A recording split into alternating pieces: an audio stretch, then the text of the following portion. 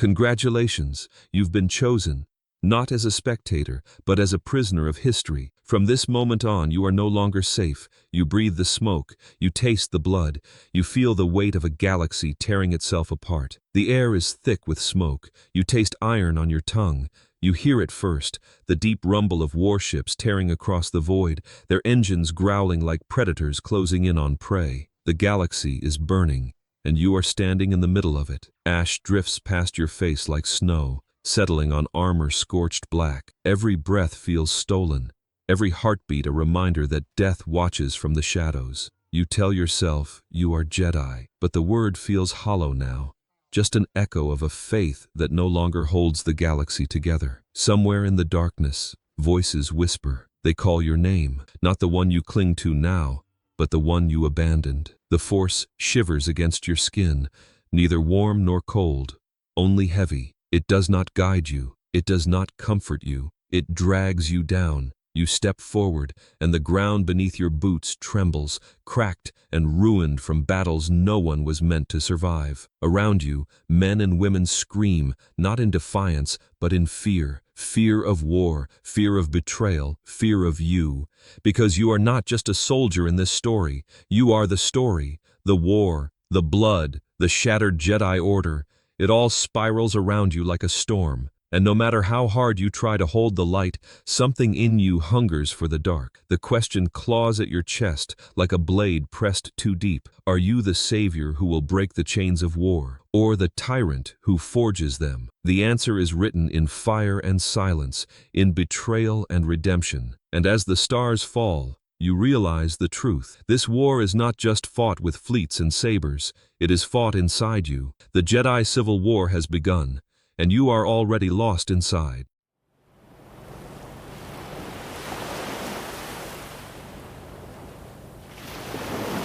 The sound hits you first, not the hum of lightsabers, not the whispers of the Force. It's the thunder of plasma cannons tearing apart the sky, each shot leaving the air trembling in your lungs. You choke on the smell of burning durasteel, the stench of flesh seared by fire. War is not noble here. War is not heroic. War is only noise and blood. You stumble forward, boots sinking into mud laced with ash and oil. Soldiers scream.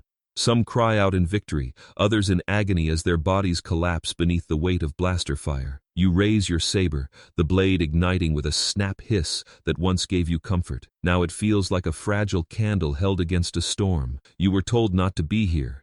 The Jedi Council warned you. They warned all of you. Do not intervene in the Mandalorian conflict. The Jedi must remain apart, but you followed him anyway. Revan, the masked Jedi who defied the Order, the commander who stood against the Mandalorians when the Council would not, the man whose voice pulled you into this fire like gravity itself, and now you march under his banner. The Mandalorians are not just soldiers, they are wolves wearing armor of iron. Their war cries slice through the battlefield like blades. You hear the clang of Beskargam as they smash into Republic lines, vibroblades sparking against shields, jetpacks roaring above you like comets of death. A missile detonates close enough to throw you from your feet. Your body slams into the dirt. The shock rattles your bones. For a moment, you cannot hear anything except the ringing inside your skull. Then the world returns. Shouts, blaster bolts, the raw smell of ionized blood. You push yourself up, palms slick with mud. Around you, Republic troopers fall. They are brave, but bravery does not stop Mandalorian steel. One collapses with a hole through his chest. Another screams as fire swallows him whole. You want to, close your eyes, but you can't. You don't dare. Revan's words echo inside you. If we do not fight, millions more will burn. The Council's silence is a death sentence.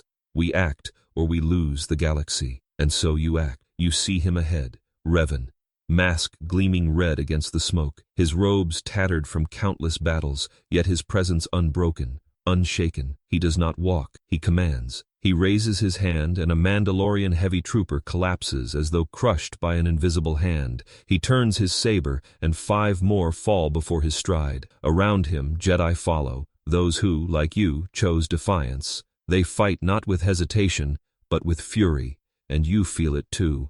A heat in your veins, boiling, anger, determination, perhaps even something darker. You charge forward with them, blade carving a path through armored warriors. Every strike is desperate. Every parry rattles your bones. The Mandalorians are stronger, heavier, relentless, but you are faster. The Force drives your limbs even as exhaustion claws at your muscles.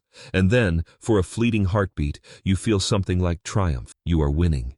But war is never that simple. The ground shakes. A low rumble builds into a roar. Above, Mandalorian basilisk war droids descend, metal beasts spitting fire. Their cannons rain destruction, tearing trenches open like wounds in the earth. One crashes down behind you, the impact sending shrapnel slicing across your cheek. You feel warm blood running down your face. The beast turns. Red targeting sensors fix on you. It charges.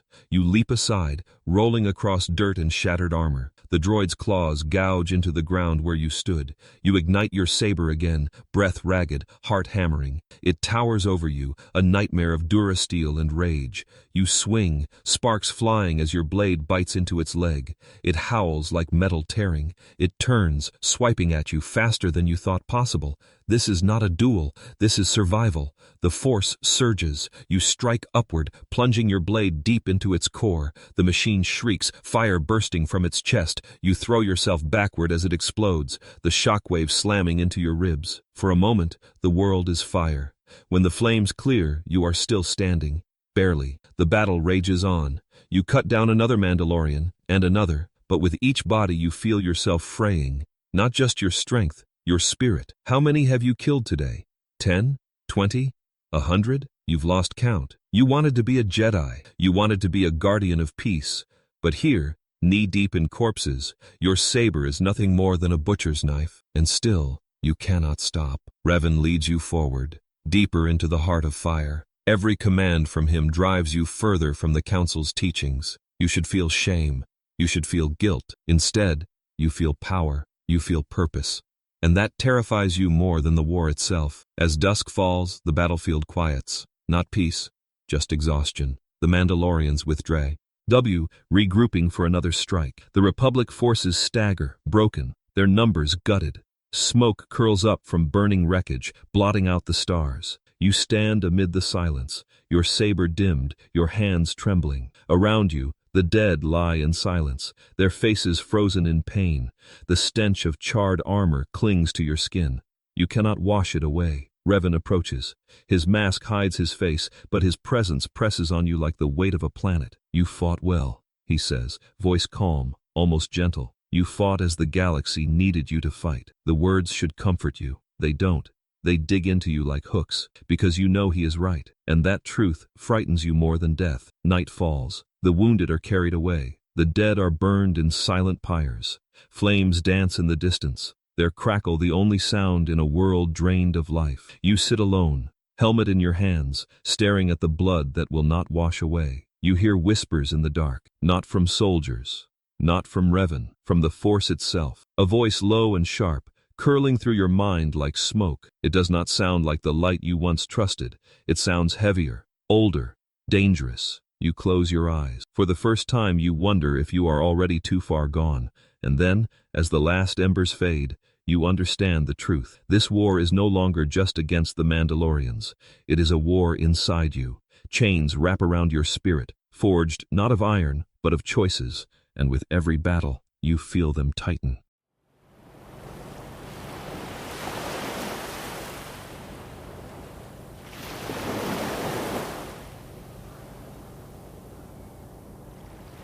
The air tastes of metal and smoke. You stand on the bridge of a warship, the hum of its engines vibrating through your boots, the cold sting of recycled oxygen scraping the back of your throat. Outside the viewport stretches a galaxy aflame, burning cities on glassed planets, smoldering fleets drifting silent in the void, the stars themselves swallowed in shadows of war, and at the center of it all, him.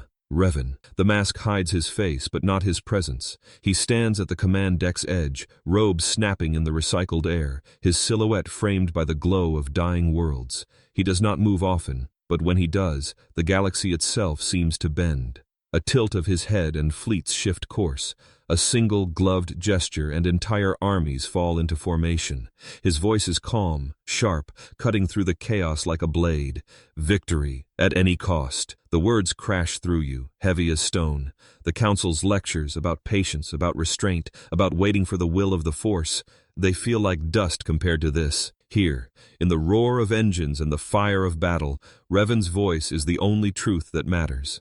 You've watched him in battle before. You've seen him on the front lines, lightsaber carving arcs of death, tactics unfolding with brutal clarity. But here, on the bridge, his brilliance terrifies you even more. Before him spreads a three-dimensional star map, dotted with fleet positions like sparks scattered across darkness. You study it, struggling to comprehend the chaos. Dozens of Republic ships against Mandalorian war cruisers, squadrons of fighters weaving like insects across space. The numbers scream impossible odds. But not to him. Revan leans forward, studying the map with a predator's patience. He waits. He listens. He senses currents you cannot feel. Then, with one command, he moves entire fleets like pieces on a Dejaric board. Ships fold into impossible formations.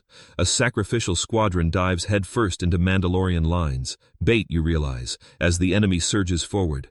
Only to be caught in a trap Revan laid 3 steps ahead. In minutes, what seemed like certain defeat twists into sudden triumph. Your chest tightens. You are afraid, but not of the enemy. You are afraid of him. The Republic soldiers around you stare in awe. Some whisper his name like a prayer. Others bow their heads when he passes. To them, he is more than a general. He is savior, redeemer, the one who dared to stand when the Council faltered. And to you, you feel it too. The pull, the charisma, the fire in his words, the certainty in his gaze. But beneath it lurks something else, something the others do not see. The mask is not just armor. It is a barrier, a wall between Revan and the rest of the galaxy. Behind it, you sense the storm, a fury deeper than any Jedi teaching. He turns suddenly, the black visor sweeping across the bridge. For an instant you feel it lock on you. Your throat dries. Every instinct screams to look away. But you don't. You can't. His presence presses against you, suffocating and intoxicating all at once. And in that moment, you understand. You are no longer following a Jedi. You are following something more, and something far less. The battle rages outside. Explosions ripple across the void. A Mandalorian cruiser fractures in half, bodies in fire spilling into space. Cheers erupt across the bridge, but Revan does not celebrate. His voice cuts sharp through the noise. Do not waste breath on victory. There is no victory yet, only survival. The tone chills you. He does not speak as though you are winning. He speaks as though war itself has no end. You think of the Council, their voices like fading echoes in your mind. They would call this defiance. They would say Revan courts the dark side with every choice. And perhaps they are right. But as you watch him, this figure who bends the galaxy with strategy and steel, you realize something with a fear that borders on reverence. If he is walking into the dark, you will follow him there. Hours pass. The battle dwindles. The bridge stinks of sweat and ozone, a suffocating cocktail of fear and adrenaline. You are tired, bones aching, spirit heavy with the weight of so much death. Yet you cannot leave, because then it happens. Revan turns, stepping down from the command deck. His boots echo against durasteel as he approaches the officers. Soldiers straighten, Jedi avert their eyes, everyone stiffens as if in the presence of a god. He speaks, low but commanding. The order has failed you. The Council hides in temples while the galaxy burns, but I will not. I will lead you. I will end this war, not with hesitation, not with fear, with fire. Silence, then applause, then cheers. The room erupts with voices shouting his name. And you? You drop to one knee. The floor is cold against your armor. Your head bows, not out of choice but instinct, pulled down by a gravity too strong to resist. The others kneel too, one by one, until the bridge itself is a sea of bent backs and lowered heads. You hear yourself whisper his name, not master, not general, Revan. But kneeling does not feel like devotion. It feels like surrender.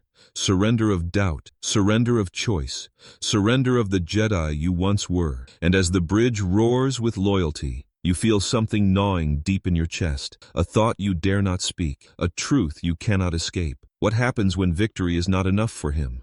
What happens when at any cost demands more than you can give? You raise your eyes, daring a glance at the mask. The visor reflects the fires of war outside the viewport, glowing like the eyes of some ancient predator. In them, you see no light of the Jedi, only hunger, and yet you bow again. That night, you cannot sleep. The warship drifts through silence, but your mind is loud with questions. You walk the corridors, dim lights humming above, the smell of oil and metal filling your nose. Everywhere you go, soldiers whisper. Their voices are filled with reverence, with certainty. Revan will save us. Revan cannot be defeated. Revan is the future.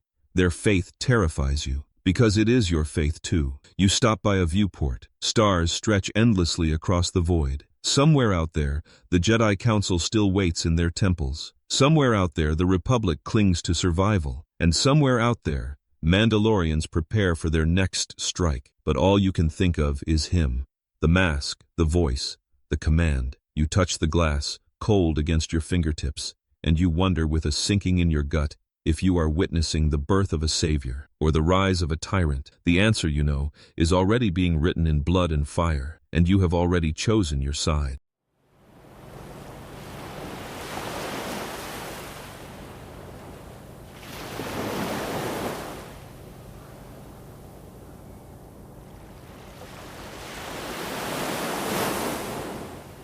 The ground won't stop shaking. It groans beneath your boots like a wounded beast, splitting open with fractures that vomit smoke and fire into the air. The sky above is choked with the black veins of war, Mandalorian warships and Republic cruisers locked in orbit, tearing each other apart. The roar of cannons rattles the very air you breathe until your chest feels like it's collapsing inward. And then the smell hits you. Ash, burnt metal, charred flesh. It clings to your lungs, thick and choking, until every breath feels like you are drowning in fire.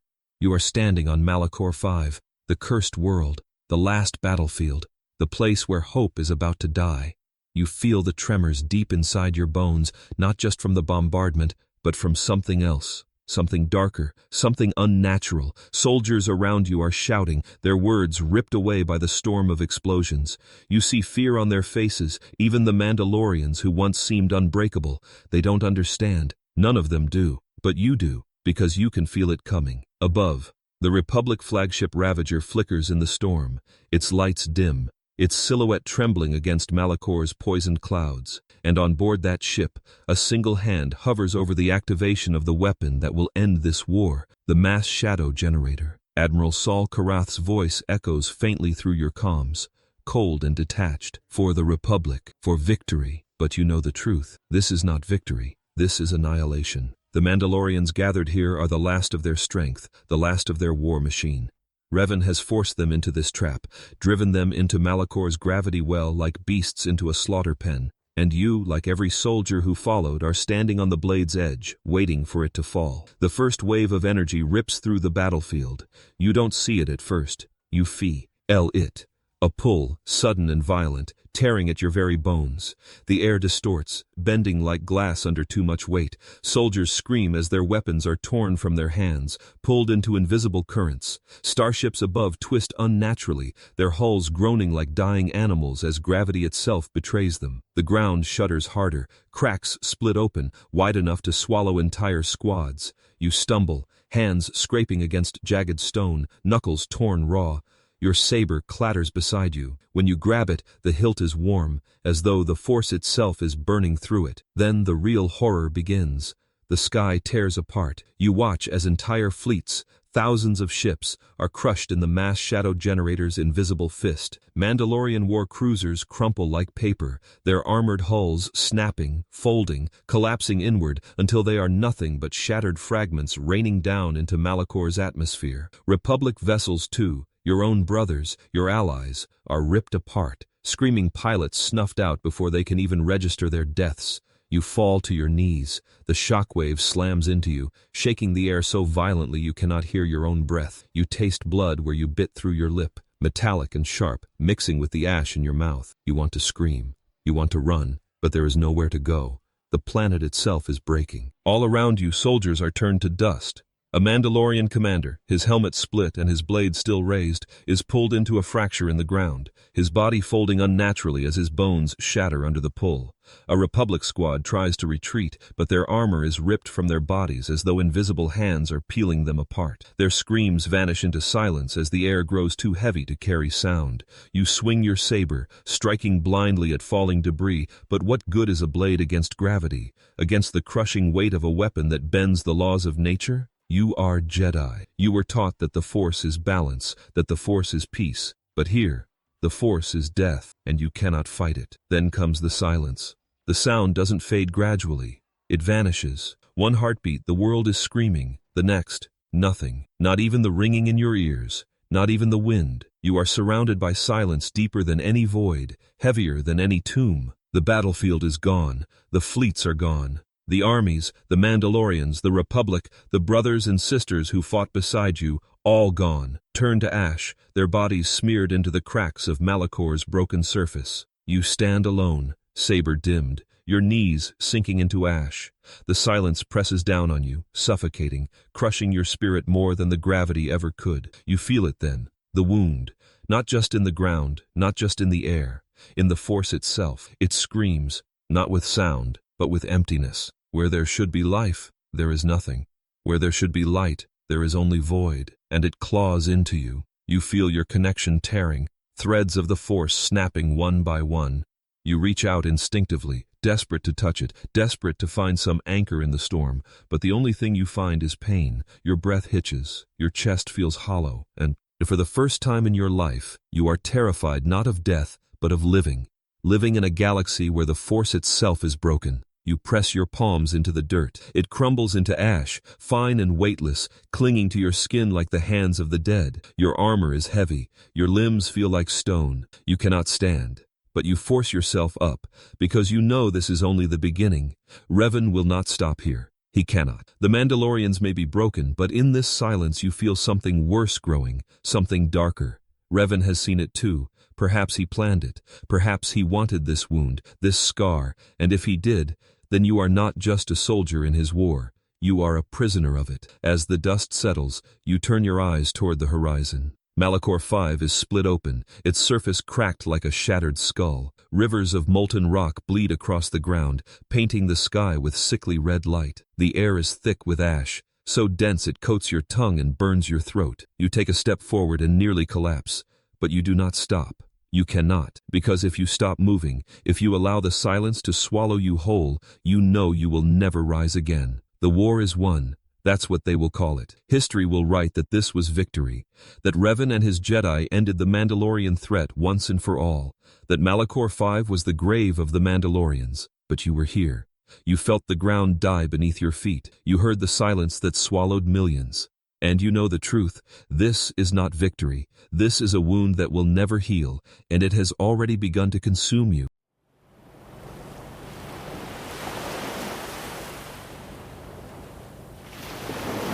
The silence of deep space presses against your ears.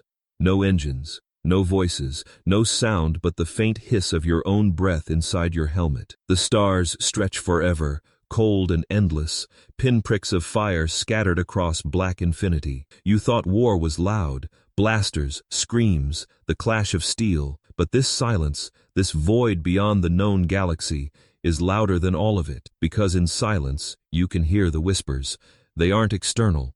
They live inside your chest, inside your mind. They are not the voices of men, but something older, something vast. They curl around your thoughts like smoke, seeping in through cracks you didn't know existed. You've come too far to turn back now. The council was weak. This path is truth. You shake your head, trying to banish them. But the deeper you travel into the unknown regions, the stronger they become.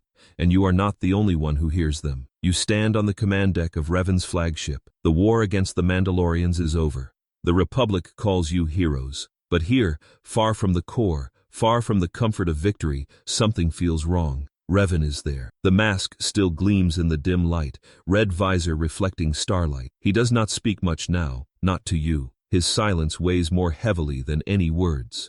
Beside him stands Malak, his voice once brash, now sharp as a blade. He watches the void with a hunger that unsettles you. Their presence has changed. They used to feel like shields, protectors. Now, standing in their shadow feels like standing on the edge of a cliff with the wind at your back, daring you to fall. The fleet drifts into orbit of a nameless world. Its surface is jagged, broken, scarred by ages of storms. Lightning cracks across its atmosphere, illuminating black stone spires like the teeth of a beast. The planet feels wrong, heavy, like it doesn't belong to the galaxy at all. You don't want to go down there. Every instinct screams against it, but orders are orders. The shuttles descend. The moment you step onto the surface, the air feels like knives in your lungs, cold, sharp, laced with ash. The ground crunches beneath your boots, brittle and sharp, as if you are walking across a graveyard of bones. The force here is different. It is not a current to guide you, but a storm to drown in,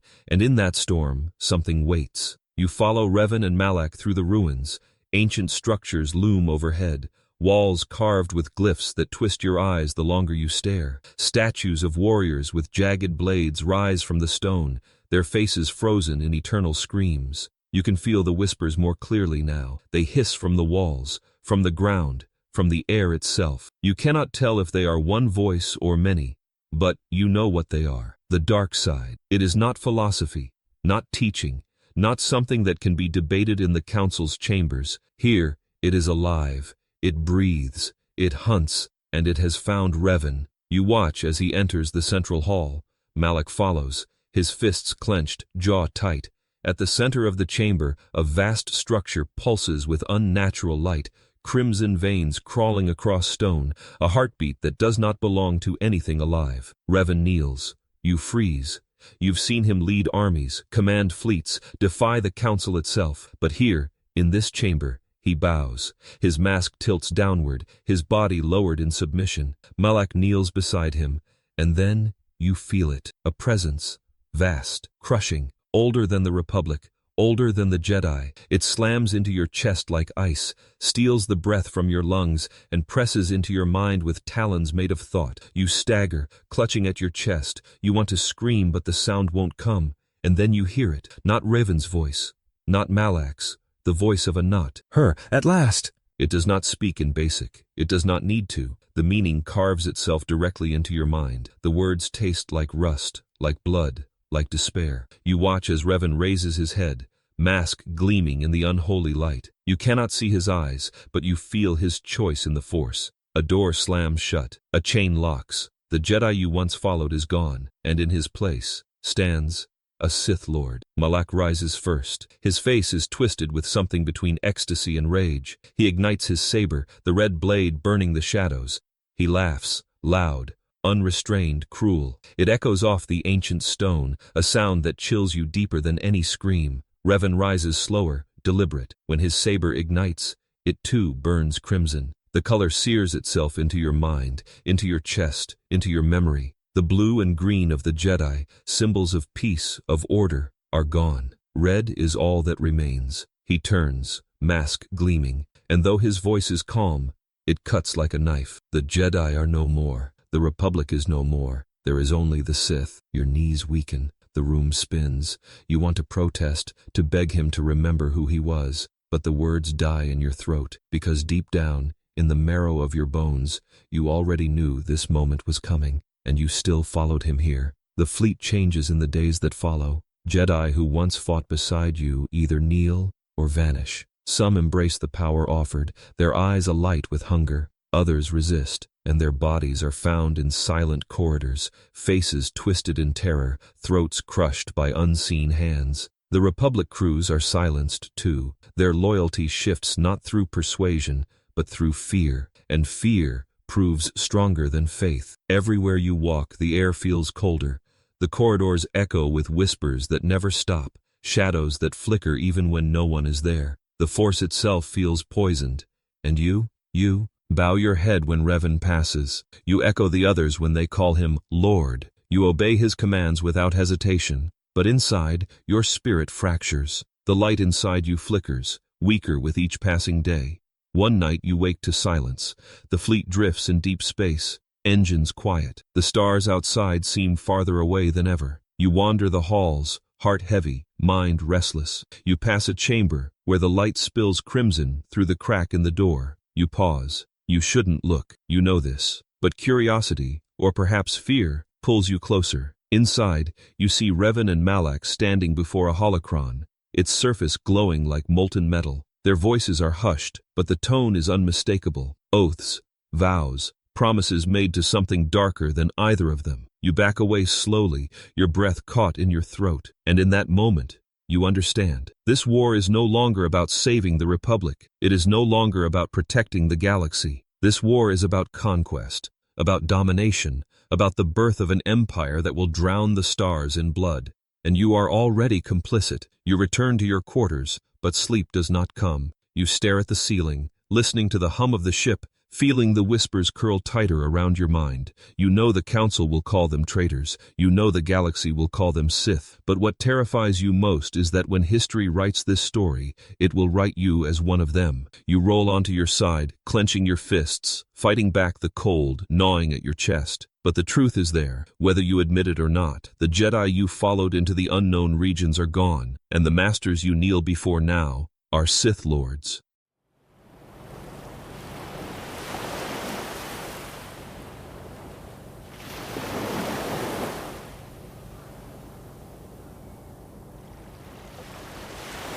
Smoke finds you before the screams do. It threads through the cracked durasteel like a living thing, sweet and poisonous, coating your tongue with the taste of melted cities. Heat breathes from the ground in waves. The air is a kiln. You blink against the sting and ash sifts from your lashes like black snow. You stand in what used to be a marketplace. Stalls are flattened, their awnings fused into glassy sheets. A toy, some kind of wind-up avian, lies half-buried beside your boot, its tin wings warped from fire. The street is a river of mirrored stone, where stone should never have turned to mirror. Orbital bombardment did this. Not a battle, not a duel, a decision. A sentence from the sky. You inhale, the breath shudders. You exhale, the breath trembles. Above you, the clouds burn red. It begins the way storms do, quietly, with pressure you can't see. New transponder codes ripple through space lanes. Patrols vanish. Whole sectors start whispering the same fear under different names. A fleet that doesn't refuel, that doesn't sleep, that doesn't make mistakes. Not a Republic fleet, not mercenaries. Something older, colder, a machine of hunger. You know who builds it. You know whose hand is on the helm. The first time you see them assembled, your throat goes dry. A formation like a constellation devouring another. Wedge after wedge of dagger-shaped silhouettes sliding through shadow as if space itself belonged to them.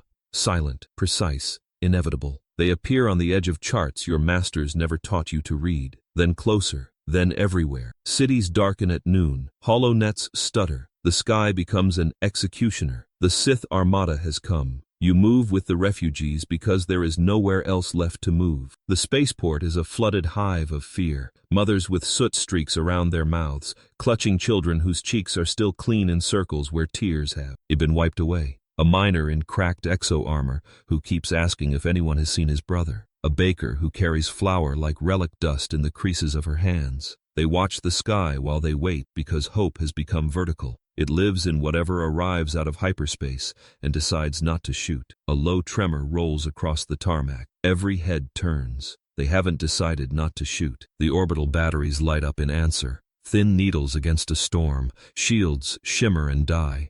Your comm floods with overlapping orders that contradict each other. Embark. Disperse. Stand your ground. All hands retreat. You feel the old instinct to look for a general, for a council directive, for a voice to make this make sense. There is no voice, only impact. The first salvo doesn't sound like thunder. It sounds like an argument the planet is losing. The deck bucks beneath you. The hangar doors scream as their rails twist like wire. You throw your hands up without thinking and the force shoves, just enough to keep a support beam from snapping your skull.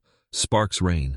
The world tastes like pennies. Run. You don't remember making the choice. Your legs choose for you. You guide a knot of civilians down a maintenance corridor lit by emergency strips that pulse like arteries. A boy clings to your robe with fingers that have never held a weapon. Somewhere behind you, something big collapses.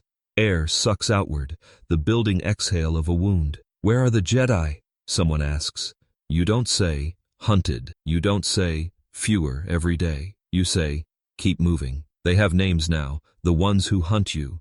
Red-bladed assassins who fall like meteors, officers whose eyes shine with borrowed certainty, admirals who once wore Republic medals, whose voices now sound smoother, emptier, as they follow orders that leave no survivors. The stories say some of them used to kneel in the same halls you did. The stories are right. You feel them before you see them. The cold pressure on the surface of your thoughts. The subtle weight of being watched by someone you can't name.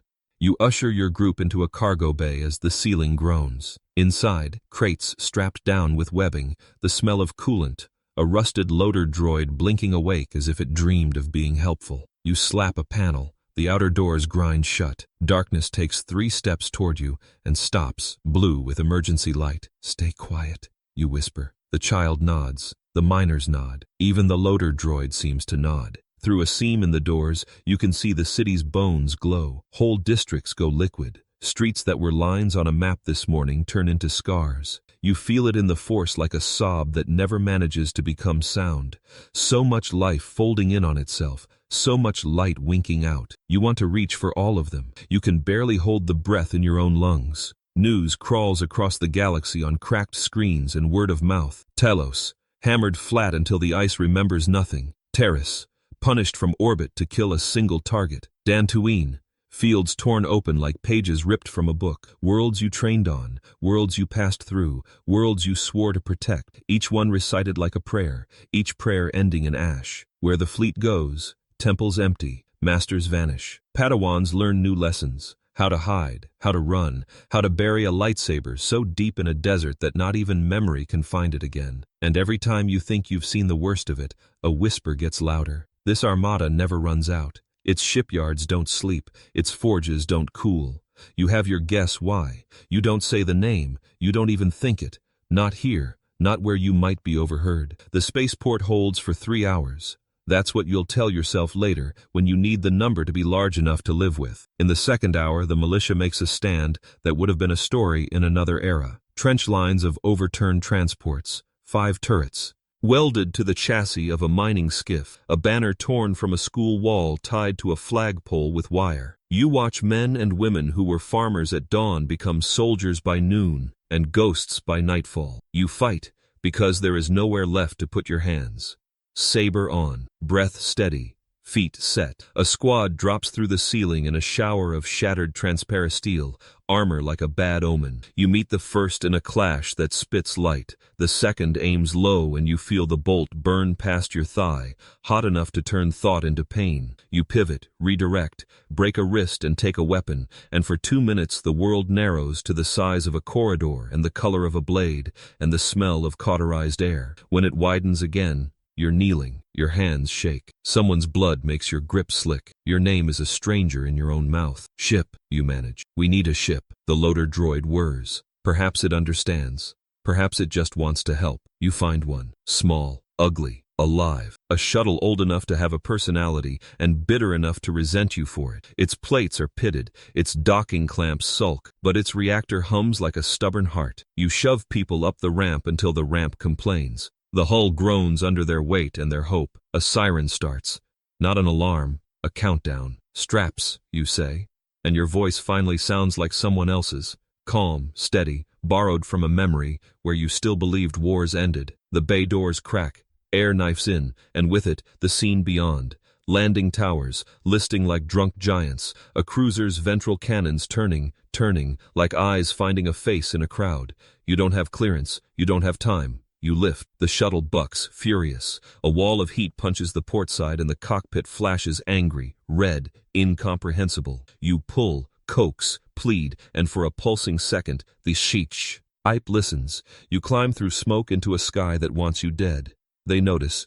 2 interceptors peel off from a formation above, clean as teeth. They swing to meet you with the elegance of predators used to this particular kill. Your hands find a rhythm your heart can't keep up with. Dip. Roll, pray. The loader droid, gods bless its confused soul, fires the one turret the shuttle owns and misses everything except the faith of the people behind you. A cannon lances past the viewport so close you see your own reflection stutter across its light. Then the city below goes white. It isn't an explosion, it is an ending. Heat and pressure and light all arriving at once with the politeness of a guillotine. The tower you launched from melts. The ground slumps. The docks become a mirror that reflects nothing back. The shockwave slaps your hull, and for a second the shuttle is a leaf, and you are a scream. Hold, you whisper, to the ship, to the Force, to yourself. It holds. When the glare recedes, there is a hole where a city was, and the hole glows. You don't look down again. Hyperspace is supposed to be quiet. It isn't. It roars like wind in a canyon. It roars like your pulse.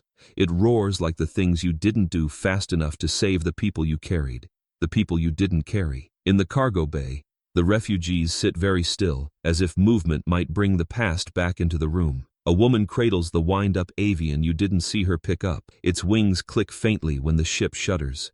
The child who held your robe sleeps without sound, mouth open, cheeks gray with ash. The miner counts on his fingers, stops at 4, starts again, as if the numbers could make a different answer appear. You walk the aisle between them and feel like an imposter wearing someone else's calm. Where now? The baker asks you, voice sanded smooth by smoke. Somewhere safe, you say. You have never lied with the Force in your voice before. It tastes like copper. Messages flicker at the edge of range. Distress calls that cut off mid-syllable. Coordinates that change because the ground they referenced changed too. A temple speaks once in halting tones, then not at all. A master you loved like a parent tells anyone listening to scatter, to bury what they are, to become less than themselves in order to still exist at all. You stare at the stars, at the long blue smear of speed. You reach for the Force and it reaches back, thin and tired and crowded with all the hands that are reaching at the same time. You close your eyes and try to be one more hand that steadies instead of takes. Somewhere behind your ribs, the question you've been avoiding becomes a shape you can't ignore. Can the Order survive this? Not a battle, not a war. A strategy that makes civilians the front line and fear the logic. You think of Revan's mask. You think of Malak's laugh. You think of the fleet they built to make the galaxy kneel. Your answer tries to be a word and fails. It arrives as a feeling instead, a stitch that won't give, a breath held too long, a cliff without a bottom. You drop out of hyperspace into a graveyard. Ships drift without lights. Some are punctured clean through, air frozen in shining beads along their wounds. Others are intact, powered down, hiding in the shadow of a moon too small to keep its own dust. Your sensors mutter the word debris with professional indifference. Your eyes find bodies. You clamp your jaw until it hurts. Keep them inside, you tell the loader droid, because the droid will obey. Grief might not. A ping claws through the static. Not distress, challenge. A transponder with teeth. Your console translates. Identify or be erased. You have a code you haven't used, a code that opens doors in places you shouldn't be and buys time nobody can afford. It tastes like betrayal when you say it. It sounds like survival when the reply comes back, hold course, prepare to be boarded. Behind you, someone whispers, is that good? You look at the viewport. A shadow grows there, sleek, certain, patient, not a destroyer. A knife built to find what runs and cut it open. We're going to be fine, you say. Your hands don't believe you. A light turns green on the docking collar. Your hull trembles as the lock engages. Air hisses. The gangway opens with the courtesy of an executioner's robe. You straighten your spine. You smooth ash from your sleeve. You clip your saber where strangers will see it and make of it what they want. Boots echo on metal. Helmets, red lenses, a cape you know too well. Welcome, a voice says, amused, bored, cruel. By order of the Sith, inspection. You lift your chin and meet the eyes you cannot see. Somewhere far away, a temple goes silent. Somewhere very near, your pulse does not. The fleet of shadows has found you, and whatever you choose next will decide if anyone you saved stays saved at all.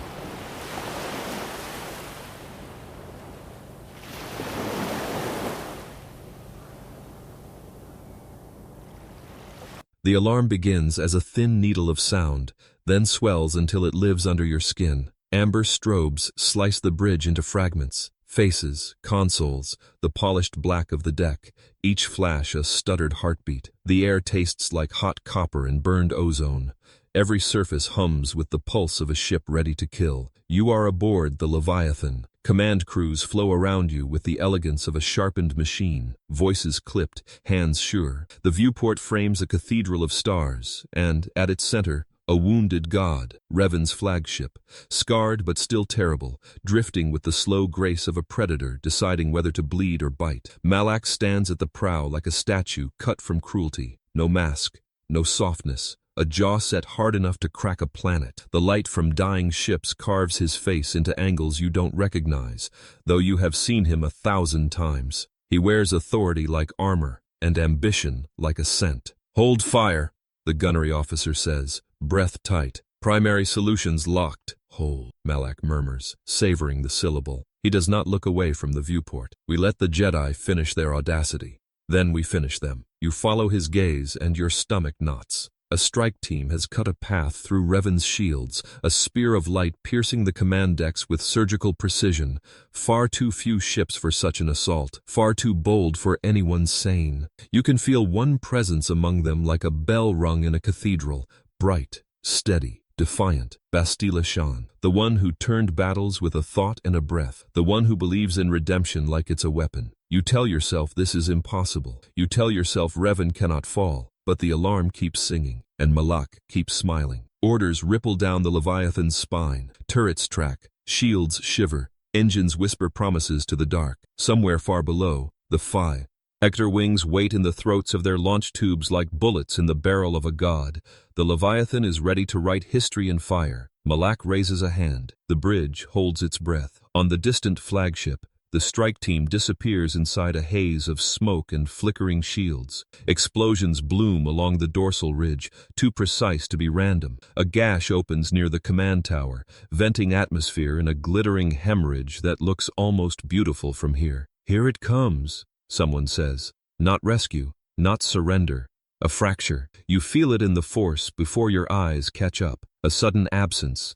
An intake of breath from a galaxy that has forgotten how to breathe without pain. Revan's presence, vast and terrible, wavers, staggers, flares. Malak's fingers curl against the rail. "Now," he whispers to no one, to the ship, to fate. "Gunnery, prepare the broadside." "Sir," the officer risks. "Lord Revan is still aboard." Malak turns. The look he gives would freeze magma. "Your lord," he says gently, "is whoever stands when the smoke clears." Broadside. Your mouth is ash. You try to speak and find your voice nailed to the roof of your throat. There is no Jedi Council here to object, no Republic Charter to cite. Here, the law is the length of a shadow thrown by a red blade. You understand. The Sith devour their own. The Leviathan heaves around, the viewport tilting as inertial dampeners groan.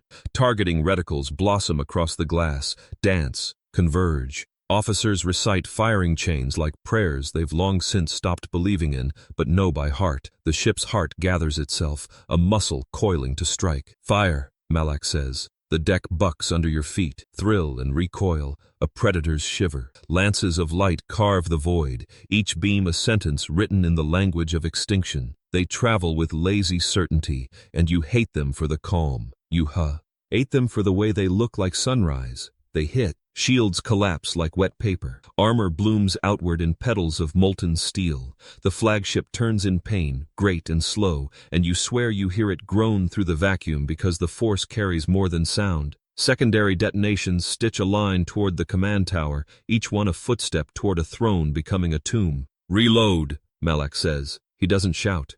He doesn't need to. The ship wants to obey him. "Concentrate on the bridge. End this." Still sensing multiple Jedi aboard, a sensor officer whispers. You can feel her pity trying to be small. "Including the end this." The second broadside tears loose. You feel the heat through the deck plating, the way you feel a fever from across a room. A gout of fire punches from the flagship's spine, then another, then a blossom so wide it eats the view. For a moment you see Revan silhouetted in your mind's eye, nothing but shape and will, a titan in a furnace. Then the furnace closes. The shockwave arrives late, as if even physics wanted to look away. It rolls over the Leviathan and makes the big ship creak like an old cathedral in a storm. Consoles dim. Officers catch themselves on rails and apologize to no one. Your hands find the rail because your knees won't. Your throat tastes of metal and guilt. "Confirm," Malak says. "Direct hits," the gunnery officer replies. His voice tries to be professional and fails. It is reverent. "The flagship's core is unstable. She's finished." "Very good." Malak turns his head the tiniest degree toward communications. Open a channel to the fleet. By my word, Revan has fallen. I, Darth Malak, claim the mantle of Dark Lord. The words slam into the room like a sealed door. A few officers bow. A few cheer, because survival wears many faces, and this one is polite. You do not move. You cannot. Your mind keeps returning to the image of a masked figure in a storm of fire, and to a younger man beside him, laughing at victory, as if victory were a loyal pet. Loyalty is a word for people who still believe their future will thank them. Malak clasps his hands behind his back and regards the burning wreck as a teacher regards a solved equation. Prepare recovery teams, he says. We'll comb the debris for the useful, jettison the rest. The useful, the rest. Your stomach lurches as if the ship has dropped out from under you. You think of the Jedi who boarded, of the one whose will could steady a fleet. Bastila, a spark flickers somewhere in the storm of your fear. Small, obscene, hopeful. If she lives, this was not simply slaughter. It was theft, a prize taken in the moment a master fell. And if she lives, Malak's victory is not clean. Perhaps he knows it. Perhaps that is why he wants the wreckage sifted for trophies. In the aftermath, the Leviathan feels like a palace after a coup. The corridors smell of hot conduit and victory. Crewmen laugh too loudly at nothing. Officers walk a little straighter, as if a weight has been lifted and replaced with a different one they like better. You move like a ghost through rooms you once thought you understood. You find yourself in the starboard observation blister because it is the only place where the ship does not tell you what to feel. The viewport opens on a slow blizzard of debris, plates that were ribs, girders that were veins, bodies that were men and women who believed a mass could hold a galaxy together. The field drifts and glitters and lies. In the Force, the space where Revan used to be is not empty. It is a bruise. Touch it, and your breath shortens. Touch it again, and you taste smoke. You think of vows spoken on nameless worlds, of kneeling in a crimson temple, of saying Lord and meaning it, even when the word turned to glass in your throat. The Sith devour their own.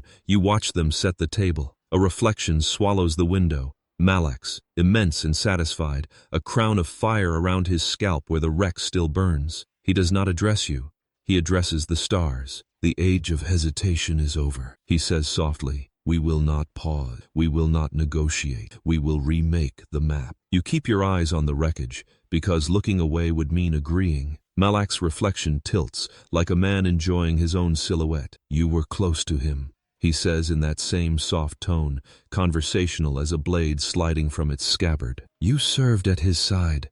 Tell me, do you feel lighter now? Your tongue waits for an answer that will not betray you. I feel the ship holding together, you say. Sir, he laughs, a warm sound that never reaches his eyes. Ever the loyal one. He leaves you with the galaxy's brightest funeral behind glass. Recovery teams go out. Some return with databanks, with prisoners, with charred insignia held like relics. Some do not return at all, caught in the belly of a detonating fragment that waited for breath to fail before choosing when to die. Whispers skitter through the Leviathan's lungs, a survivor found at the edge of the blast, a body pulled from a shattered corridor and still breathing, a name spoken in fear and in awe. Yours is not the only ear that catches Bastila when it drifts along the vents.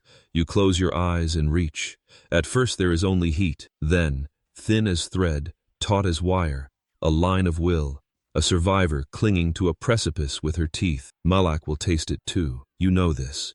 You feel the moment he decides what to do, not for mercy, not for honor, but for utility, a piece on a board, a tool to be made sharper by pain. The Sith devour their own, and what they cannot digest, they chain. Night has no meaning in space, but it finds you anyway, in the quiet between footfalls, in the spaces at the ends of orders, in the elevator that pauses just long enough to remember fear. You return to quarters that smell of polish and the faint, sour trace of adrenaline. You sit on the edge of a bunk that never learned your name. Your hands remember other ships. Your chest remembers other vows. Your eyes do not remember how to close. A chime at the door, not a knock. Permission asking itself. Enter, you say. A junior officer. She keeps her shoulders square because spine is all she owns. By order of Lord Malak, she recites, all crew with prior access to Revan's command protocols will present for reclassification. Reclassification. The word wears velvet. It hides a shackle. You nod. Acknowledge. She hesitates. Congratulations, she tries,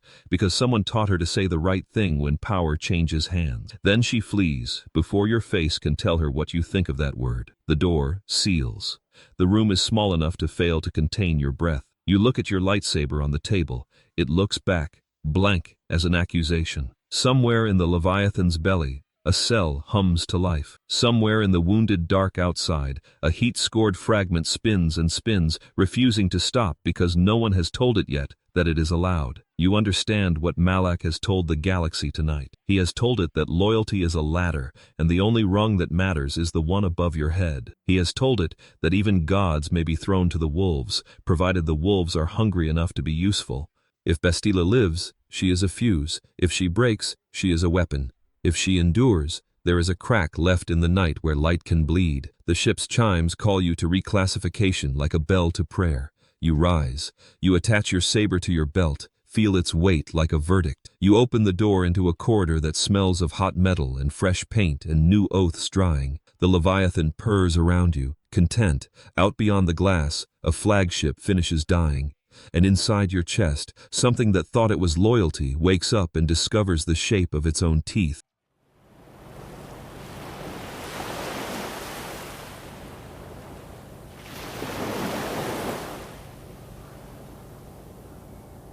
Cold air burns your throat before sound finds you. Chemical, recycled, too clean to be safe. The kind of clean that covers blood. Then the noise arrives all at once. Klaxons chewing through metal, conduits screaming as power reroutes, distant footsteps slamming a rhythm into the deck, light strobes, red, red, red. Your eyes flinch. Your skull answers with a spike of white fire. You don't know your name. You know the pain. You push yourself upright on a narrow bunk that isn't yours. Sheets stick to your palms with sweat. The room is a box of gray walls and humming vents and a locker that rattles like it's trying to remember a song. Your heart is racing and you can't tell if it's fear or fury or both. When you stand, the deck tilts. Not the ship, you. Your balance stutters. Your knees consider surrender. You grab the bulkhead. It's colder than your skin. Another alarm, closer now, takes a breath and howls. The ship is afraid. That's what it sounds like. A throat opened in panic. A voice crackles from a blown speaker, sliced into pieces by static. Boarded. All hands to stations. Repeat. We are under. Sith. Protect the commander. The word catches. Sith. It lands somewhere you can't see and echoes there, like a name you once hated so purely it became prayer. You stagger to the hatch.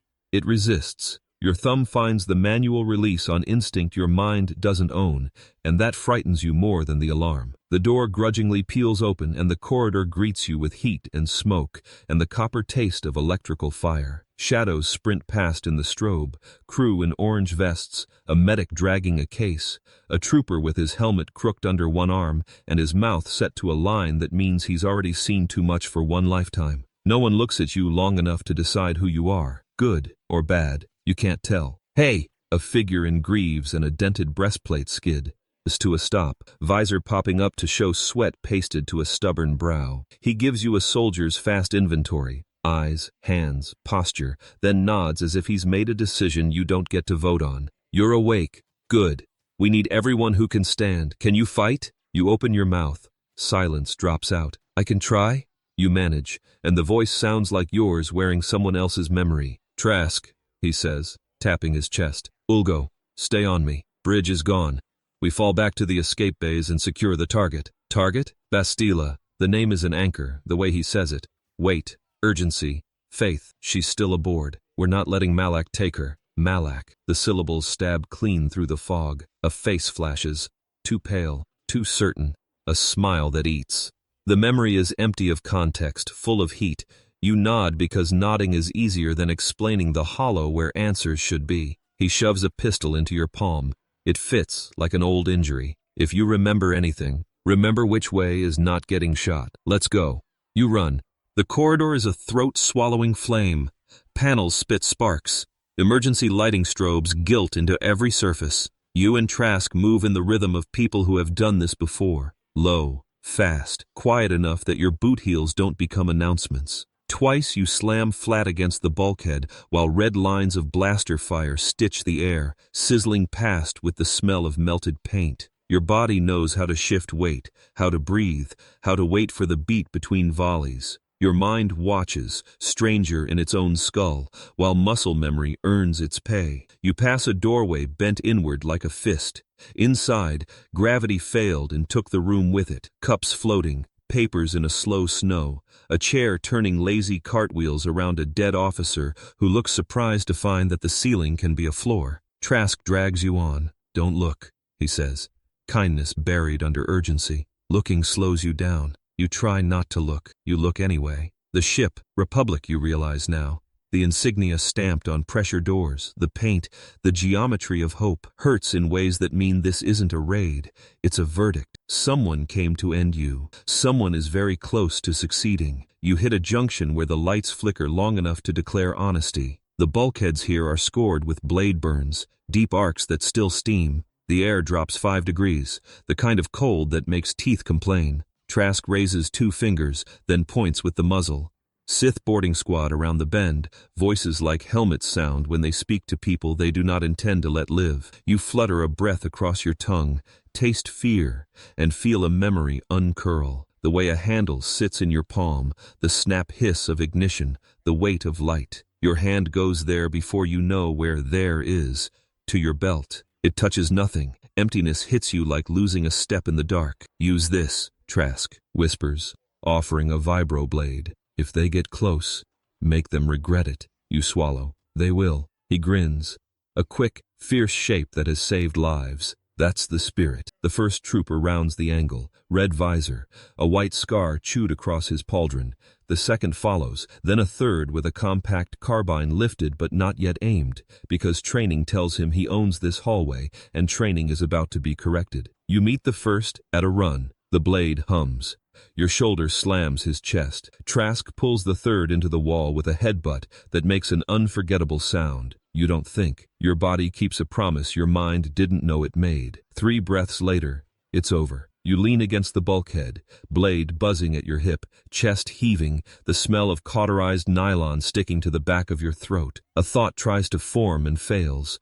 You don't want to ask it because asking makes it real, but it sneaks out on a whisper anyway. Who am I? Trask hears, and for a heartbeat, a shadow crosses the battle-hard line of his mouth. Then he sets a hand on your shoulder. Brief, human, you're on my side, he says. That's enough. It isn't, but it gets you moving. The ship bucks. Down becomes indecisive. The corridor crawls sideways for a second, and everything that isn't bolted protests.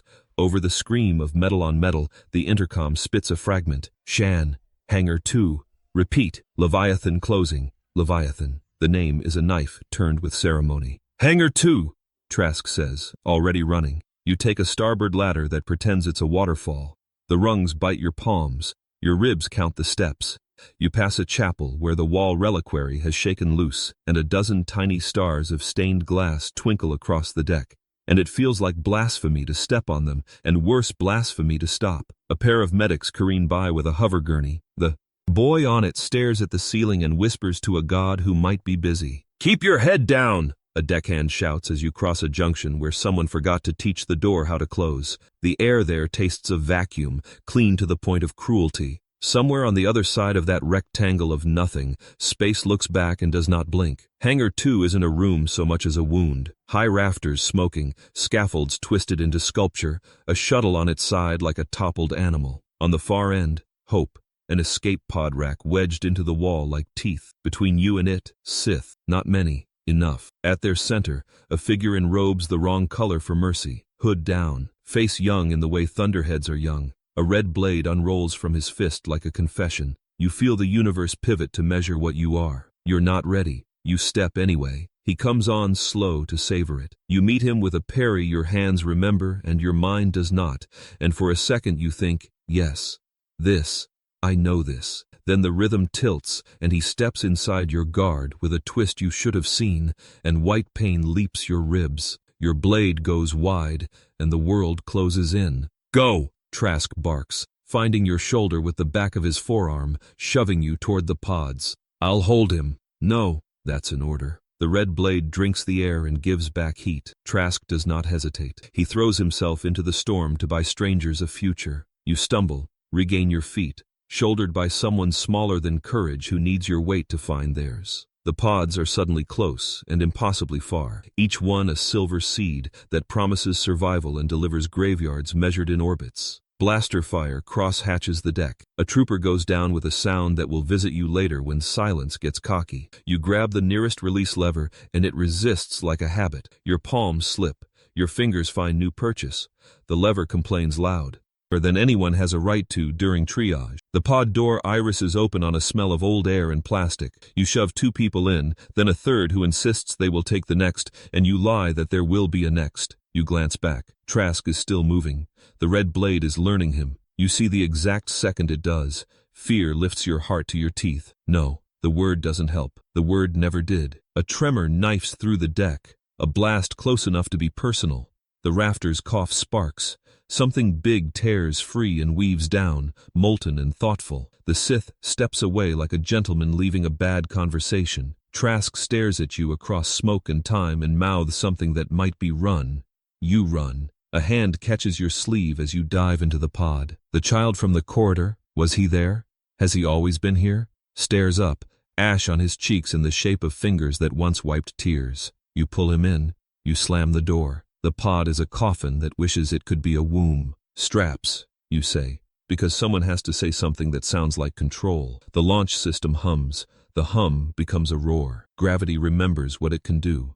The pod punches free with a jerk so violent your vision goes to knives. Through the tiny viewport, the hangar shudders, collapses, flings a coin of fire into a sky you can't see yet. For a heartbeat, the ship is all your world. Then the ship is your past, and the past is on fire. You tumble. The pod's guidance stutters, corrects, lies, corrects again. The child's breath comes in small, sawed-off pieces. Someone prays. Someone else vomits lightly and apologizes as if etiquette can tame catastrophe. You try to reach for the force, for the old warm current, the invisible hand that once steadied you without asking your name, and your grasp closes around nothing. Not absence, not rejection. Distance, as if you are calling to a friend at the far end of a battlefield, where the wind has chosen the enemy's side. Below, a planet swells. Blue and gray and wide, the kind of world that forgives strangers if they arrive humbly. Flames lick the pod's skin. The hull begins to sing, a note metal shouldn't know. Heat crawls up your shins and asks what you intend to do next. You look at your reflection in the viewport, a stranger's face lit by fire, and the most honest thing inside you flinches. Who am I? You breathe. No one answers. The pod screams for you. The clouds grab you with wet hands. The world slams upward. For a long second, the only thing in the universe is the sound of survival insisting on itself. Then the chute punches open, the harness carves your ribs, and you are floating, stupidly, terribly alive. Through the scorched oval of glass, the Republic ship dwindles to a bright wound in the sky. The Leviathan prowls the edge of vision like a smile that learned how to cut. Somewhere aboard it, a red blade cools. Somewhere not aboard it, a man who told you to run made sure you could. The pod thumps ground. Dust leaps. The hatch pops with reluctant grace. You unclip, legs shaky, lungs raw. Outside, a battered plateau, wind combing through dead grass, a city's silhouette crouched on the horizon like a tired animal. Smoke fingers the sky where other pods remembered they were meteors. The child blinks at daylight. Is it over? You stare at the distant city. You taste metal and ash and a name you don't own. Not yet, you say. A second pod knives down to the east, trailing fire, and your chest answers with a pull that has nothing to do with memory and everything to do with responsibility. You step out into a world that does not know you. You step out wearing a life that does not fit. You step out because movement is the only truth you have left. Somewhere above, a hunter's silhouette turns against the sun. Somewhere inside, the Force keeps its distance and waits to see what you make of yourself without it. You square your shoulders against a wind that tastes like rust. Let's go, you tell the child, and you hope your voice convinces both of you. You do not look back at the sky. You do not say Trask's name out loud. You do not ask the question again. You walk toward the city, toward answers, toward danger, toward a past that will try to own you. And behind your breastbone, where a blade used to hang, a hollow space listens for footsteps that might be yours once you learn them.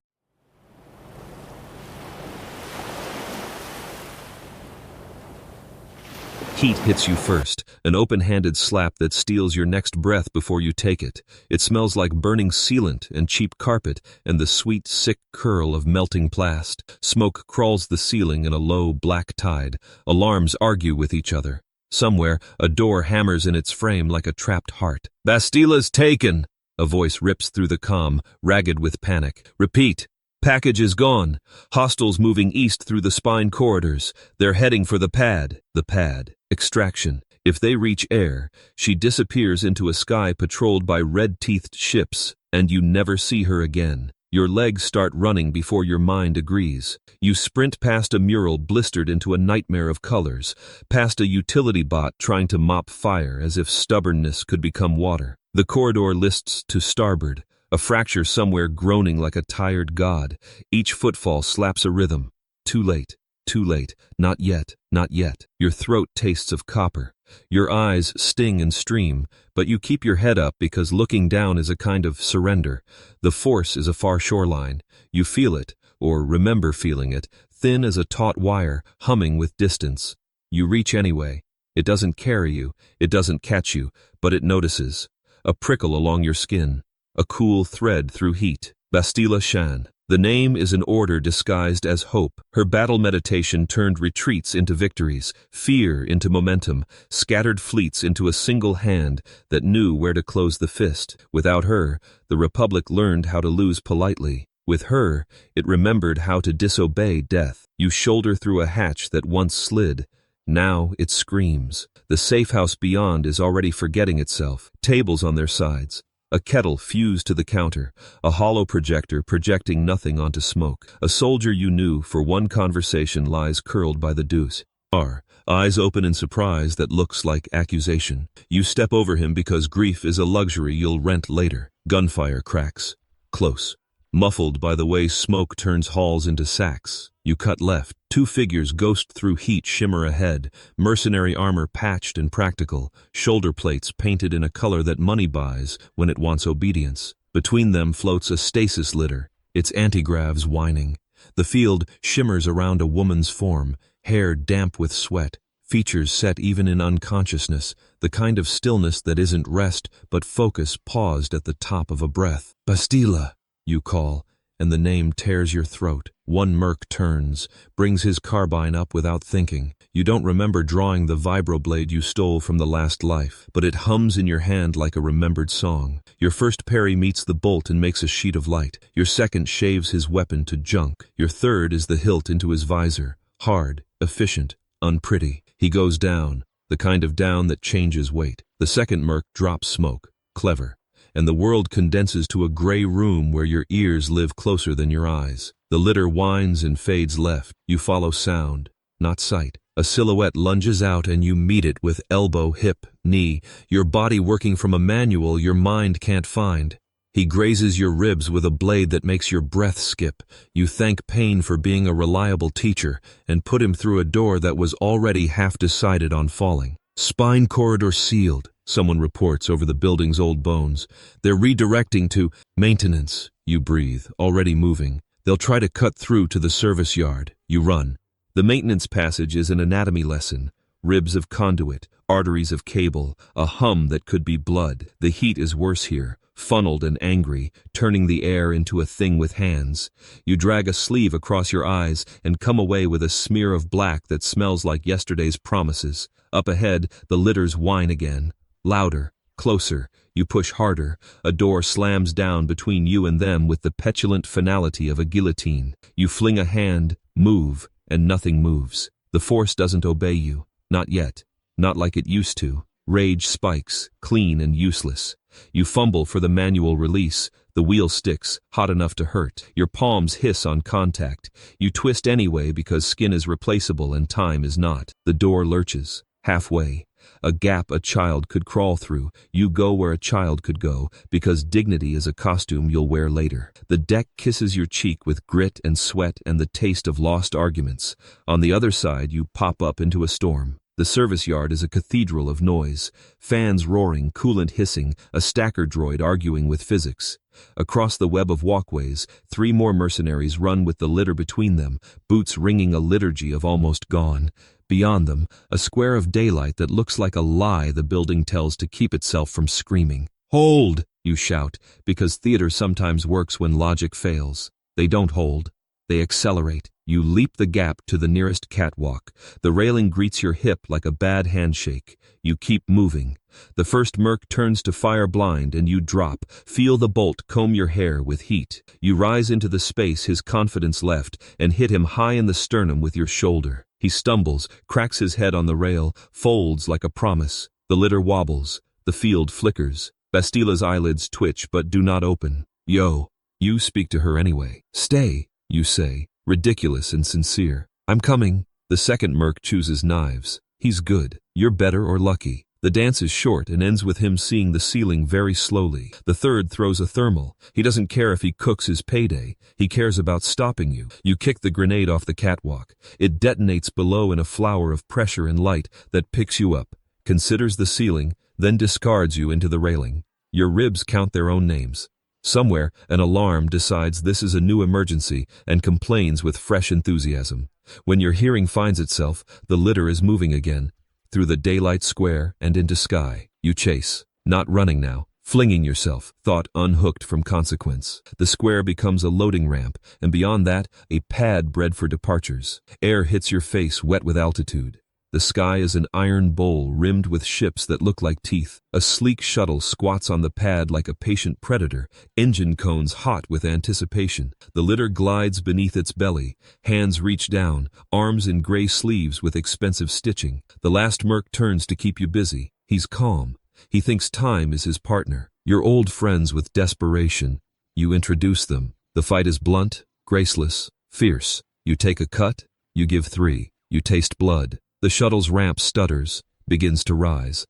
A laugh comes from inside, smug, satisfied, threaded with a voice that knows the price of every soul in the room and has brought exact change. "Too slow," the voice purrs. "Always too slow." You throw the merc into the gap under the ramp, and the ramp makes a decision about what to do with him. It isn't kind. You lunge, fingers clawing for purchase, and catch the lip. Your shoulder lights with pain white enough to see.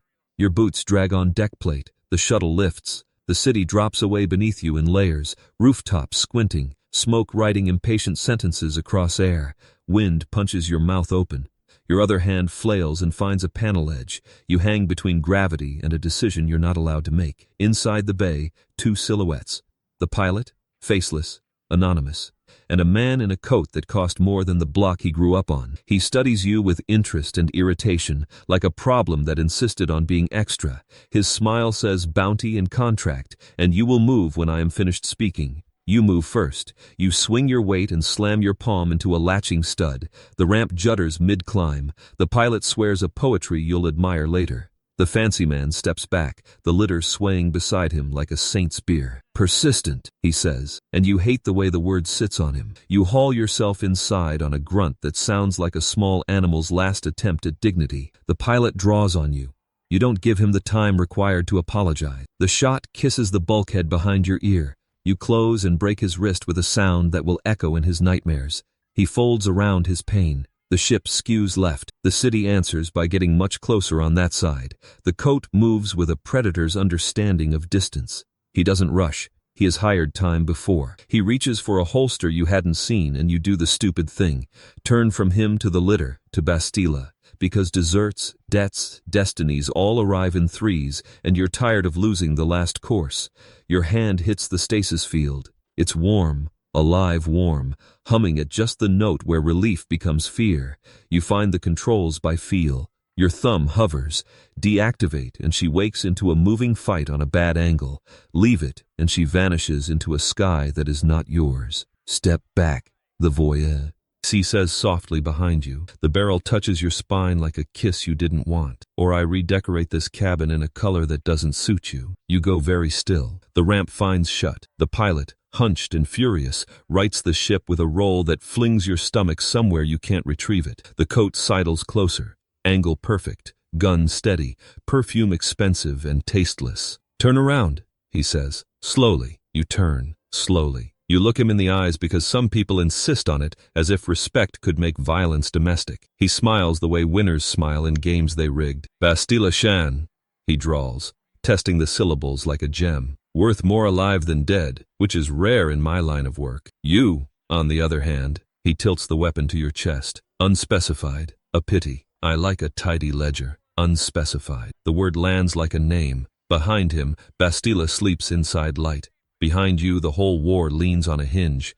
Something small and bright uncoils in the part of you that hated giving up the ramp. Not memory, not mastery, nerve. You let your knees soften the tiniest degree, as if breath stole strength. The gun follows. You let your shoulders sag a hair, your gaze break for half a blink, your pulse admit fear to your throat where he can hear it. The weapon's muzzle kisses lower. He's seen this play before. He's won it often. You drop, not back, forward, into him, under the barrel, one hand on his wrist, the other on his elbow, the kind of turn that makes joints choose between obedience and dislocation. Something pops. He grunts, shocked to learn his body can betray him. The gun barks and chews a piece out of the ceiling that didn't owe anyone anything. You torque, wrench, headbutt with all the elegance of a thrown brick. His teeth count your success. The pilot screams something about altitude. The shuttle bucks. The world tries to refile you under falling. You ride the chaos into a shove that sends the coat staggering into the cargo struts. The pistol skitters. You kick it somewhere safe. Away. He laughs blood through his smile. Cute, he says. New trick? Old habit, you say. And your voice doesn't know if that's true. You spin to the litter. Your fingers find the field control. Bastila, you whisper, as if her name can be a crowbar. Wake up. A tremor hums through the force. Faint. Answering. A muscle trying the first lift after a long sleep. The coat lunges, good hand reaching for a knife you didn't see. You slam the field to minimum, enough to thin the barrier, but not enough to drop it. He hits it face first. It puts him on his knees with a sound that will be funny next week. Not now. Red light floods the cabin. A shadow passes the viewport. A predator's hull kissing your air. The comm bursts alive. By order of the Sith Navy, prepare for docking and inspection. The pilot's good hand lifts in surrender you can't afford. The coat spits blood and ambition, grabs a handhold, slants a grin that says the game just rewrote its own rules in his favor. Looks like we both have guests. You plant your feet. You put your back to Bastila's litter and your face to the door that will soon become a mouth. The force is still far, but not as far as it was. Outside, magnetic clamps thud against the hull. The Samwumiti. Air takes on the taste of an approaching verdict. Somewhere in the ship, seals kiss, bolts throw, an umbilical locks with the tenderness of a trap. You draw breath in smoke and iron and dare. Come on, you murmur to the sleeping light at your back. Wake up. Boots hit metal. The hatch cycles. Red lenses bloom in the doorway like hungry stars. You raise the blade you don't remember earning. You square your shoulders around a woman who can still teach fleets how to live, and you meet the first Sith into the room with everything left in your hands.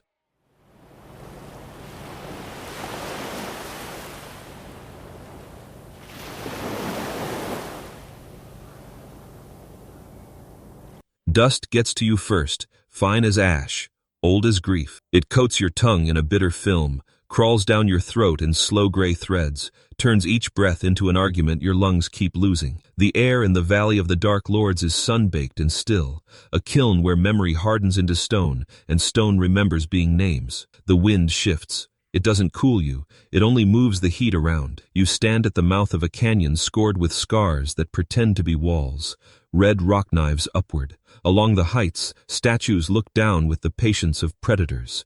Their faces are worn smooth by 1,000 years of sand and worship and fear. Their eyes still follow you. Korriban is not a planet, it is a decision. Every footstep sounds wrong here. Too loud, too alone. Your boot sole grinds the bones of old dunes into the bones of older kings. The sky is a thin, cruel blue. It offers no shade. Far off, Shiraks wheel in black scribbles, tattered against the sun, their cries the color of rust. You tell yourself the tremor that runs through you is thirst. You know better. The force is different here, denser, metal-heavy, unblessed. It hums at the base of your skull like a storm with nowhere else to go. When you reach for it, it doesn't take your hand. It takes your wrist, pulls, Not light, not yet dark. Something patient and personal, as if the planet itself were a living throat learning the shape of your name. You keep walking. The academy sits at the valley's throat like a promise made in bad faith. Its doors are half open, half bare. The stone around them is carved with scripts your teachers warned you not to pronounce. Each line is a wound carefully kept from closing. You pause on the threshold and feel, with embarrassing clarity, how small you are. Inside, the heat changes flavor. It becomes breath. The air tastes of oil and old blood and something medicinal used too late. Tea. Empty training chambers hold the smell of sweat like a memory set out to dry. A row of sabers, long inert, whisper regret when you pass. Your fingers twitch toward them, and you pull yourself away with the discipline of someone who has already said yes too many times. You follow old banners through older corridors to older stillness. Down, where the air loses weight and the dark puts on ceremony. The tombs open one by one, mouths cut in red stone, lips sealed with glyphs. Ajunta Pal, Nagasado, Marka Ragnos, names you learned in rooms that pretended they were safe. Names your masters spoke the way one speaks of a disease that found a better life in its carrier. The alcoves hold sarcophagi with the arrogance of beds. The lids bear the faces of emperors who never slept. You step closer. The dust thickens in the back of your throat as if it recognizes you. Careful, someone once said to you in a gentler era. Korriban doesn't teach, it tempts. And here you are. A willing student with no syllabus but need. A torch guttering in a bracket throws bad light. It paints the corridor in jitter and lie, makes the glyphs twitch like things trying to hatch. Your hand slides along the wall out of habit. Your palm comes away red, not wet, not blood. Sand so fine it pretends to be touch. You stop in front of a door that isn't a door yet. It is a slab cut with lines that want to be read. You're not sure why you choose this one. You're not sure if you chose it at all. The force presses against your eardrums until your hearing turns into a pressure headache. You kneel, set your palm to the seam, and feel something. Open. Stone breathes. Locks remember they were made by hands, and therefore can be made to change their minds. The slab grinds upward with the patience of an executioner. Stale air spills out, colder than the corridor. It carries a smell you never forget once you've survived it. Sealed places where time slept with the dead and learned their habits. Inside, a long chamber whose walls were carved by minds that had nothing left to prove. Reliefs march along both sides, wars reduced to geometry, coronations engraved into commandments.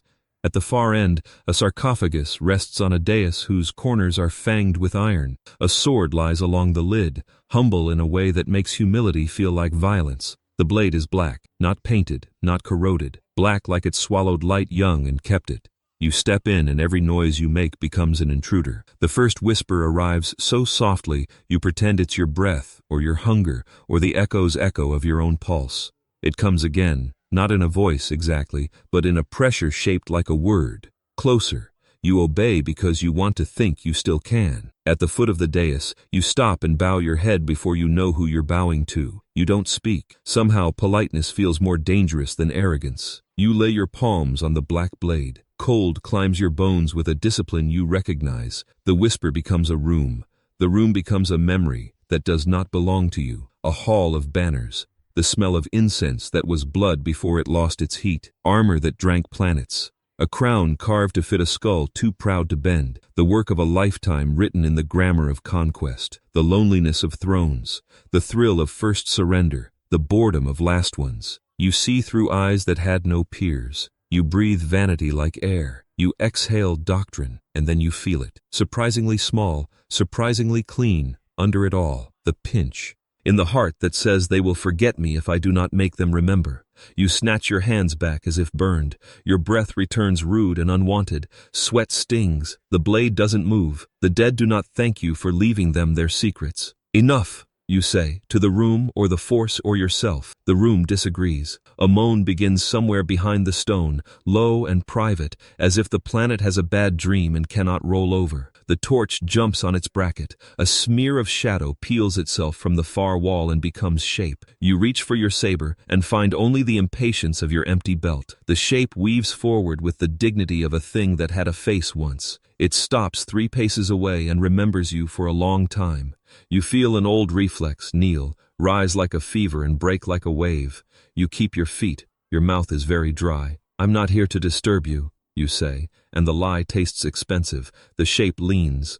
A crease of cold rakes your chest. You flinch because instinct is faster than faith. The whisper returns, clearer now, shaped by the confines of a throat that knows the taste of sand. You are not Jedi. You are not Sith. You are unfinished. The words land like a diagnosis. You could argue the first part. You could fail the second. The third fits. I'm looking for a map, you say, absurdly, as if this were a library, as if you were allowed to be earnest in a tomb. A path, star charts, something old that points to something older. The shadow laughs without sound. It is a talent you have seen in living men and hated there too. All paths here run in circles, it says.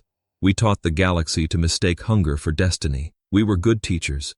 You should leave. You do not move. Who are you? The question falls between you like a tool you're not sure how to hold. I am what pride becomes when it fails to die on time. The voice softens by a degree that could be mercy or good aim. Do not come to Korriban asking it to approve your future. It only collects pasts. You look down at your hands and do not recognize the scars.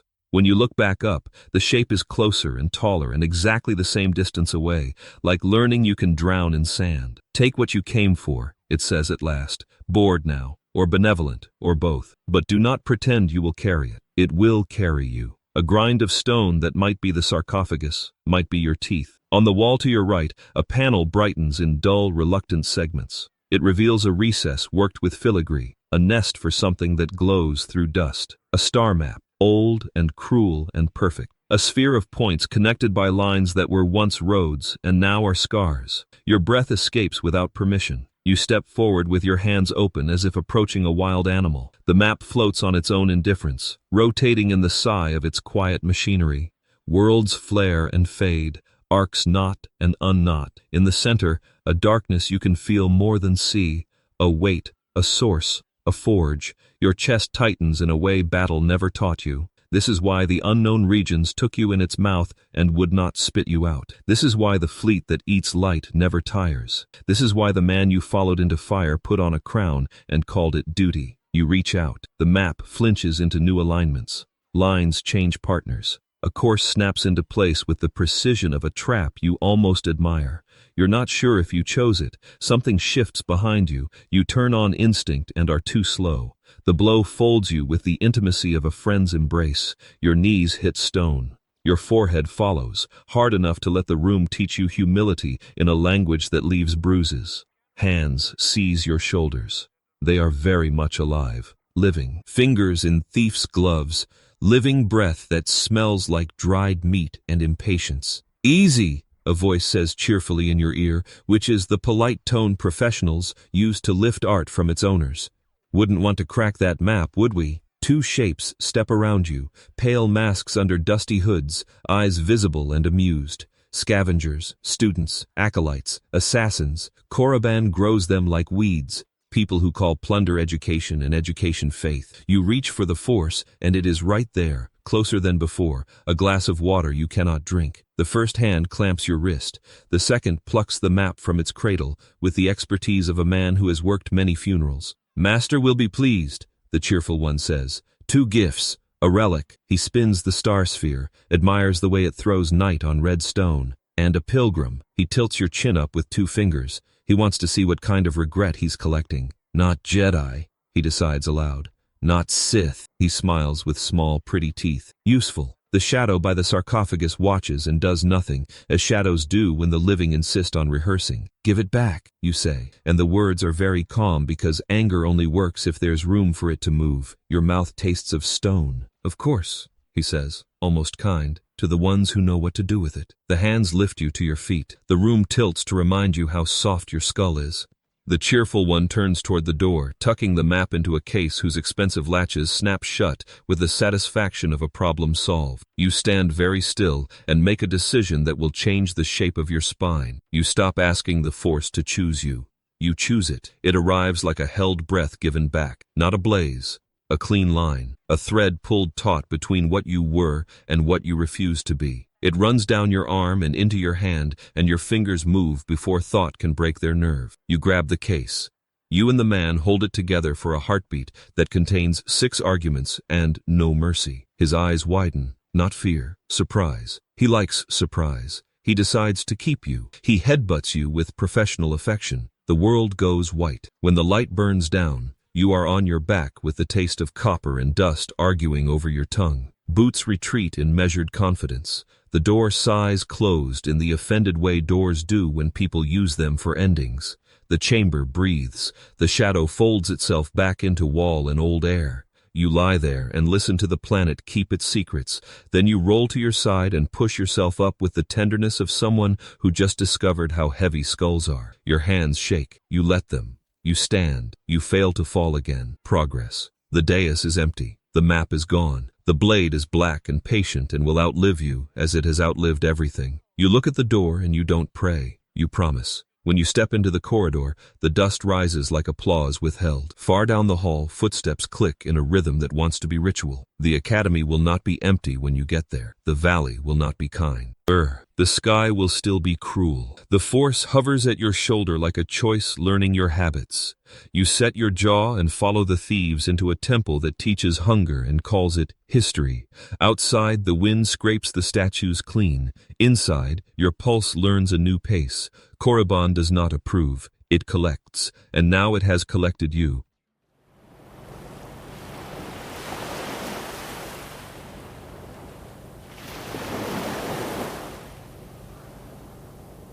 The room hums like a wound that refuses to close.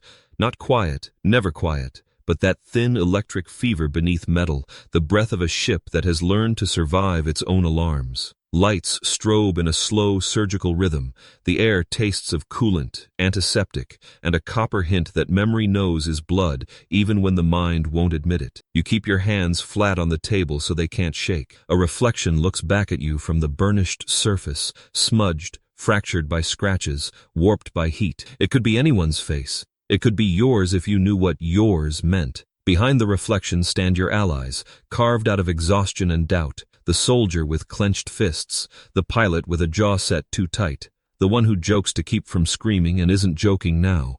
Their silence waits like a cliff. The door slides open. A robe enters.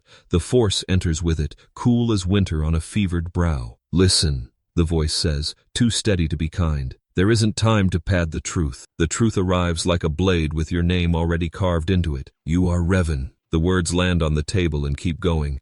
They pass through steel, through your hands, through your ribs. They find the old places, sealed, cemented, prayed over, and split them like thin ice under a heavy step. You don't breathe, not because you choose not to, but because the machine inside your chest forgets how. The soldier swears and takes a step back as if the syllables might bite him. The pilot's eyes flick to your belt and away, measuring, recalculating, doing the arithmetic of betrayal. One hand finds the butt of a blaster and hovers there like a spider testing a web. Someone whispers your name like a curse. Someone else whispers it like a prayer that failed promotion. You look down at the reflection again and the surface is not a table. It is a black visor under a red brow. A mask. Why? Our mask. The old you looks up from the metal with the patience of an executioner who has already counted how many steps the condemned will take. You blink. The mask blinks with you. The word falls apart. A toy dropped down a stairwell. No. Listen, the voice says again. Closer now. Feel. You don't reach for the force. It reaches for you. It floods up through your shoes, into your bones, along nerve wires that were laid down when you still believed willpower could be a map. Heat and ice pass through each other. The room tilts. The past doesn't return. It arrives. Present tense. First person. Unforgiving. You stand on a bridge wreathed in fire. You stand at a tomb where stone remembers kneeling. You stand on a world that screams through its crust when the gravity breaks. Battles unfold like flowers that eat light. Names cut their initials into you from the inside.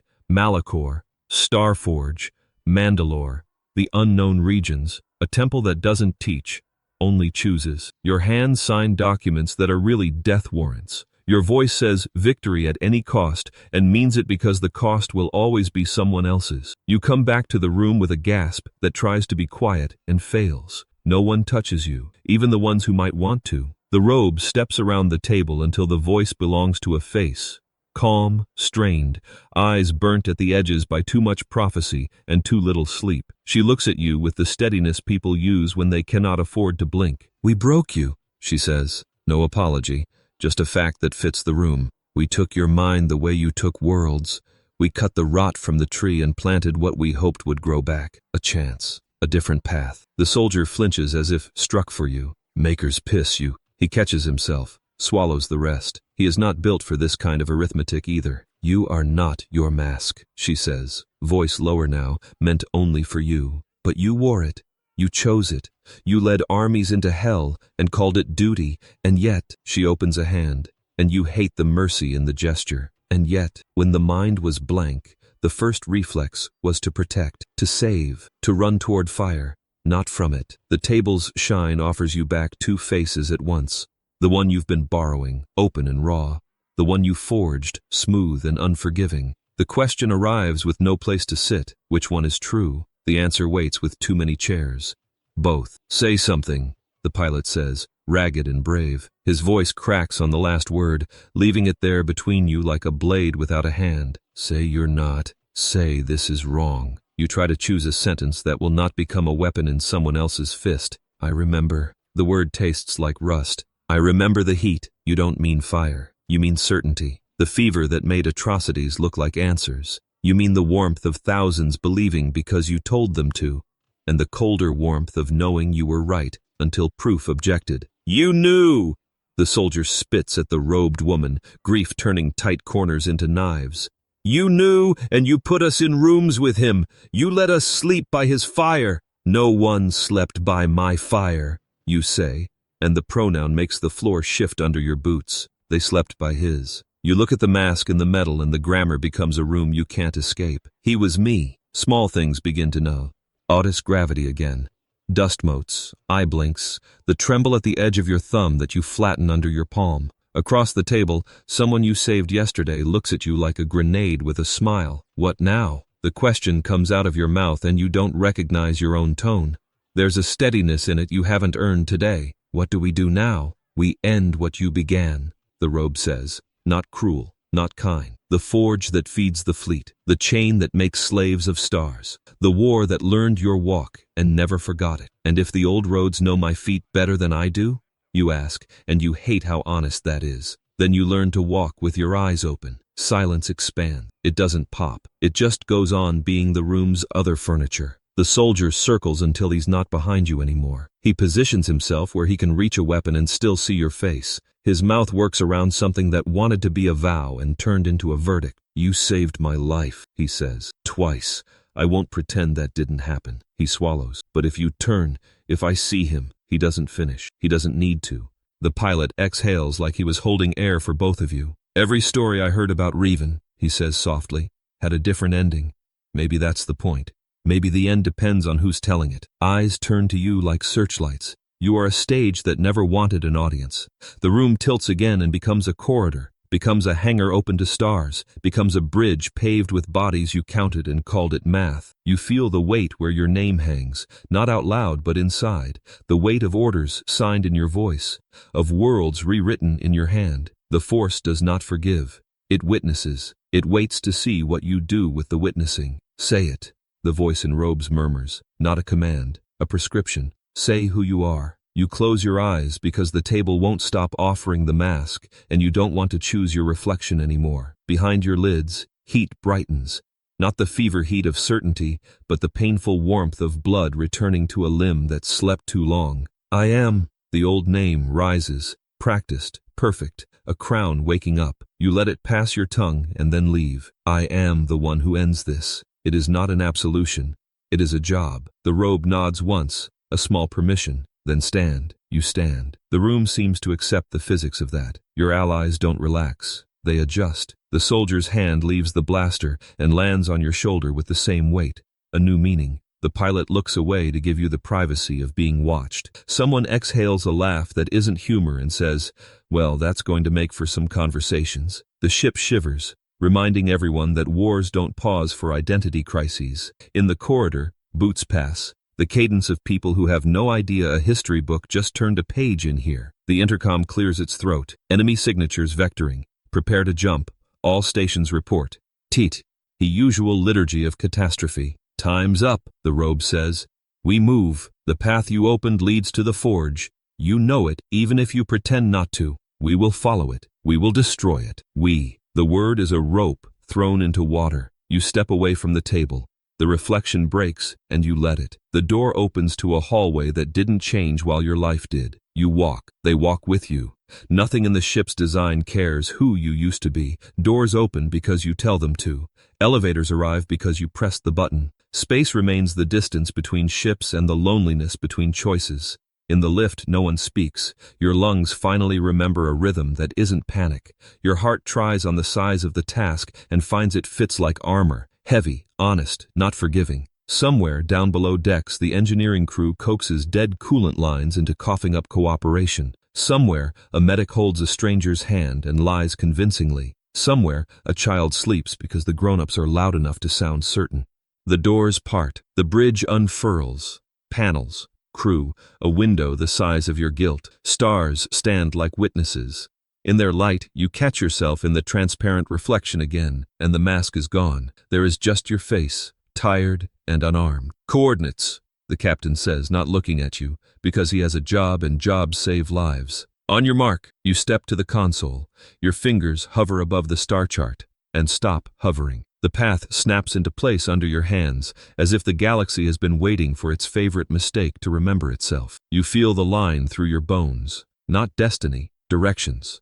Your allies lean in, ready to move, ready to yank history out by its roots and salt the ground, ready to shoot you in the back if the mask tries to climb through your skin. All of this is honest. All of this is earned. You inhale, you exhale. Mark. The stars stretch, smear, surrender to speed. Space howls its old, beautiful howl. The lights on the bridge dim, then brighten, then stabilize as if nothing important happened. Everything important happened. You grip the rail because the ship pretends it doesn't need you, and you pretend you don't need the rail. Somewhere beyond that smear of light sits the forge you built with a hunger you taught yourself to justify. Somewhere between here and there waits the man who knelt beside your throne and learned which vertebra to break when it was time to stand taller. Somewhere closer than both, inside the radius of your ribs, a war considers whether it must end with conquest, or if ending can be something else. Something that looks like atonement, with all the poetry stripped away. You keep your eyes forward. Behind you, the reflection on the glass fades until it's only stars. No absolution yet, no forgiveness. Just the next right step hammered onto the deck by your boots. Just a promise made with an empty scabbard and a steady hand. You are Revan, and you intend to be the one who finally decides what that means.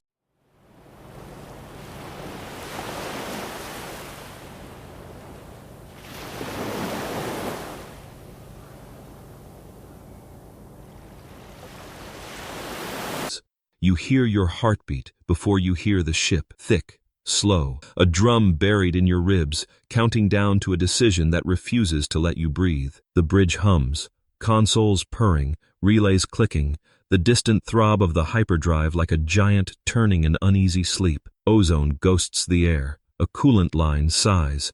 Somewhere behind you, someone whispers your name and stops halfway through, as if finishing it might summon a storm. The stars spill long across the viewport, blue-white threads spooling into infinity. They warp, hold, harden back into points. The jump ends. The lies stop. Space is clear and waiting. So is the galaxy. You don't sit. The rail under your palm is cold enough to sting. You keep your eyes forward because the room behind you is full of people who followed you when they didn't know who you were, and kept following when they did. Their faith is a bruise on your chest you can't stop pressing. Contacts, a voice calls, crisp with duty, frayed with everything else. 2 cruisers at the edge of the well. No challenge yet. The word falls like a shadow. Maps bloom across glass. Your path snakes through them like a scar. From Korriban's tomblight to Dantooine's ruined fields. From the Leviathan's teeth to the empty places where your mistakes built houses and named them strategy. At the end of the line sits a black star you have been pretending is simply a destination and not the shape of what you used to worship. The forge. You blink and the map becomes a mirror. Your reflection floats over all of it like a ghost unfixed to a grave. Say it, the voice beside you murmurs. The one that steadied shattered fleets with a breath. The one that looked at you and refused to flinch when truth arrived sharp. What do you intend? You taste metal. You swallow it like an oath. To finish this. That answer fits both roads. You know, that's the cruelty, the Throne and the pyre are the same distance from here. The briefing room is small and honest. Its lights are too bright, its chairs are too hard, its floor is a place where boots scuff the truth into simpler shapes. A hollow asterism of the sector rotates above the table, a handful of stars, and a knot where routes die or are reborn. The knot is where you're going. The knot is where you began, even when you hadn't seen it yet. You stand, they sit, no one asks you to. They're tired of theater. The forge is beyond the charts, you say. Your voice steadies as you make it deal with numbers. It drinks systems for raw material, ships for bone, pilots for blood. Malak feeds it fear. It feeds him ships. We cut those arteries. The armada starves. You built the arteries, the soldier says. Not accusation, not forgiveness. An inventory. I did, you answer. Because lies rot faster than rust. He nods like a man packing bandages. Then you know where to cut. The pilot leans forward, elbows on metal, eyes bright with the kind of stubborn optimism that has no idea how to die. We breach, plant charges, burn it down from the inside. You see it. Your hands throwing the levers you once pulled for a different end. You see it too clearly. If we can reach the core, and if we can't, it's quiet. The way a trap is quiet. You lift your eyes to hers. We improvise. Silence tightens. Then let's go. The plan isn't a plan. It's a promise to stand inside the fire and keep your hands open. Everyone in the room recognizes it. They've been living that promise since the day the war decided they were old enough to be used. Revan, the soldier says, your name a test he keeps failing and keeps administering anyway. You walk point. There's a tremor in your fingers you don't let them see. I know the path, you say. He holds your gaze. That's what scares me. You walk the ship alone because there are things that must be measured against quiet. Mess hall benches empty and wiped.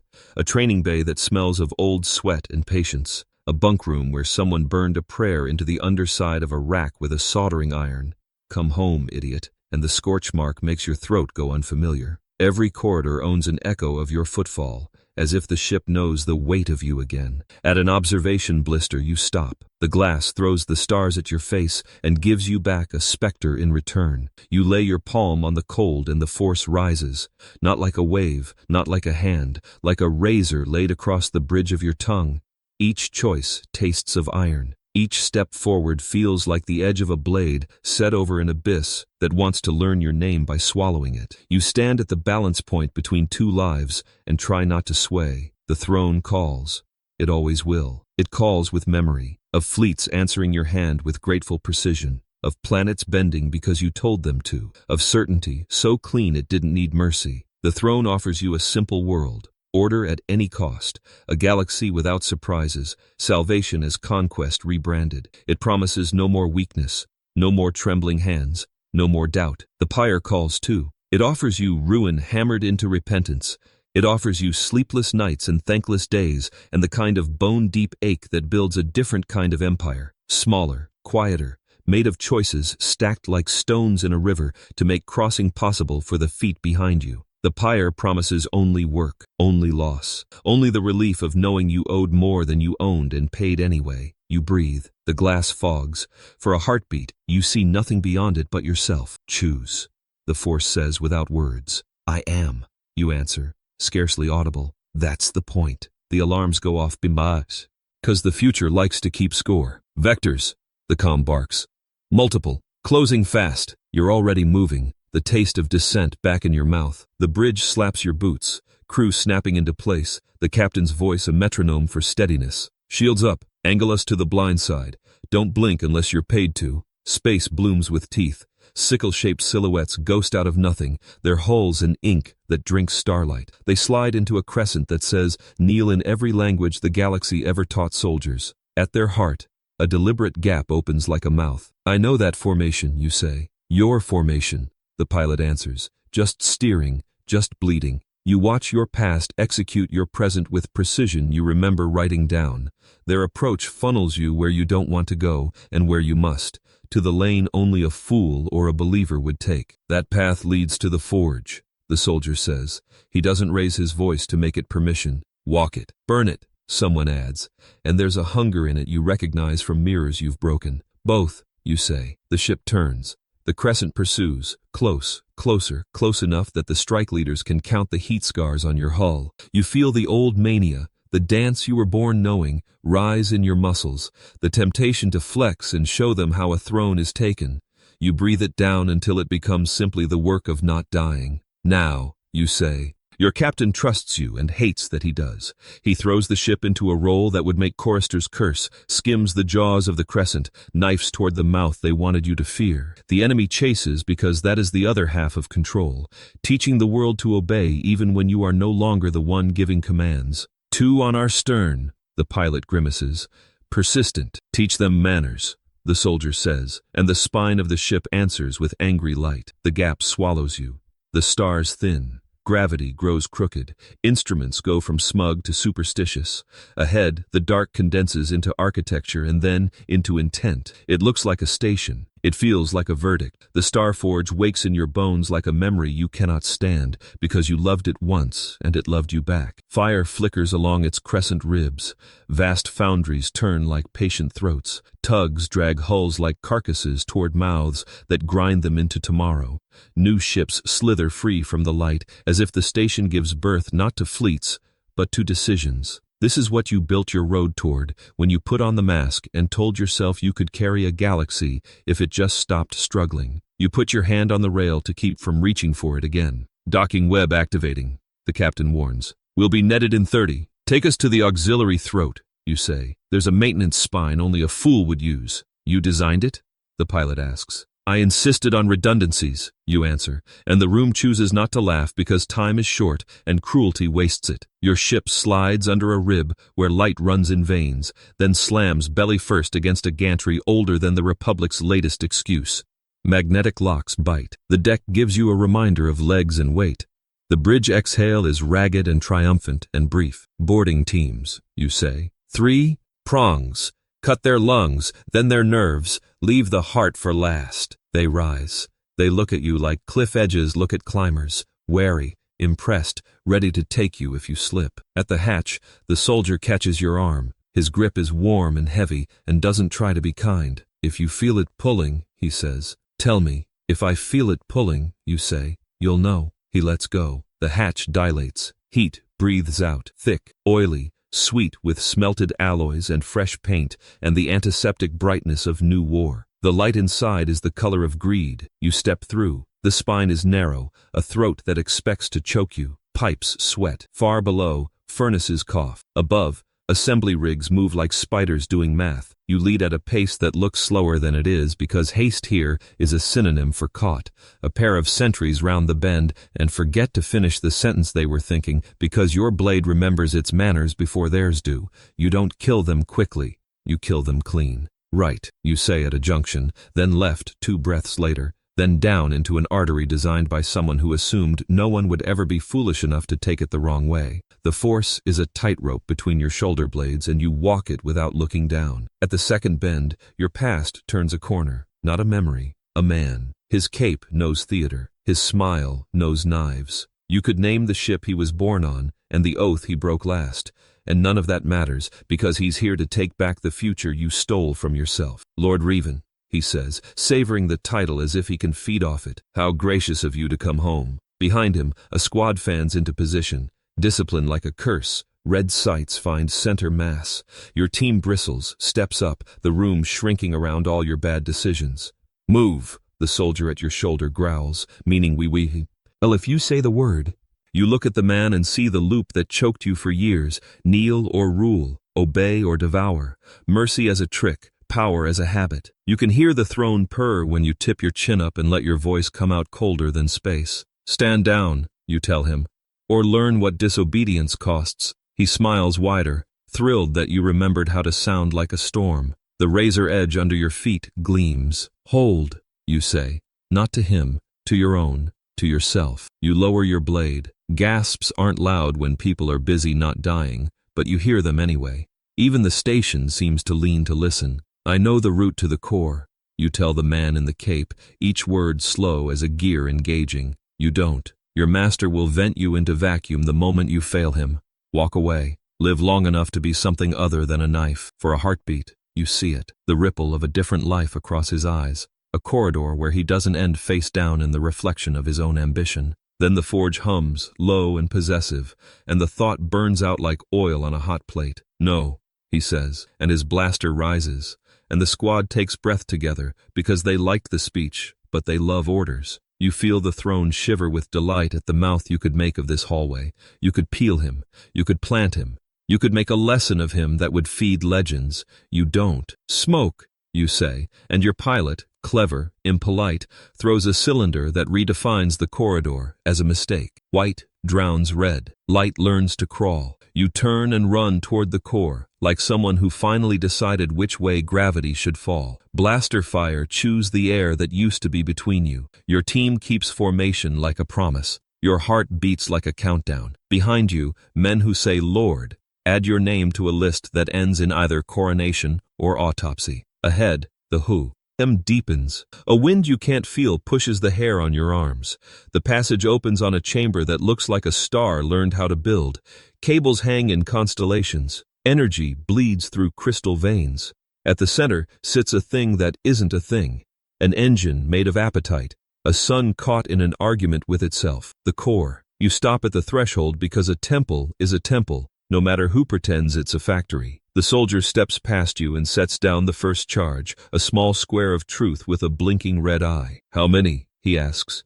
"As many as it takes," you say, and your voice doesn't tremble when you add, "and then some." Behind you, the Cape's men unlearn the corridor and remember the hunt. Ahead of you, the forge breathes like a giant, dreaming of empires. Under your boots, the blade over the abyss learns the shape of your weight and decides not to cut. Not yet. You exhale. You choose again. "Set the timers," you whisper. "Walk the edge. Don't look down." The first charge chirps armed. The second joins it. A third.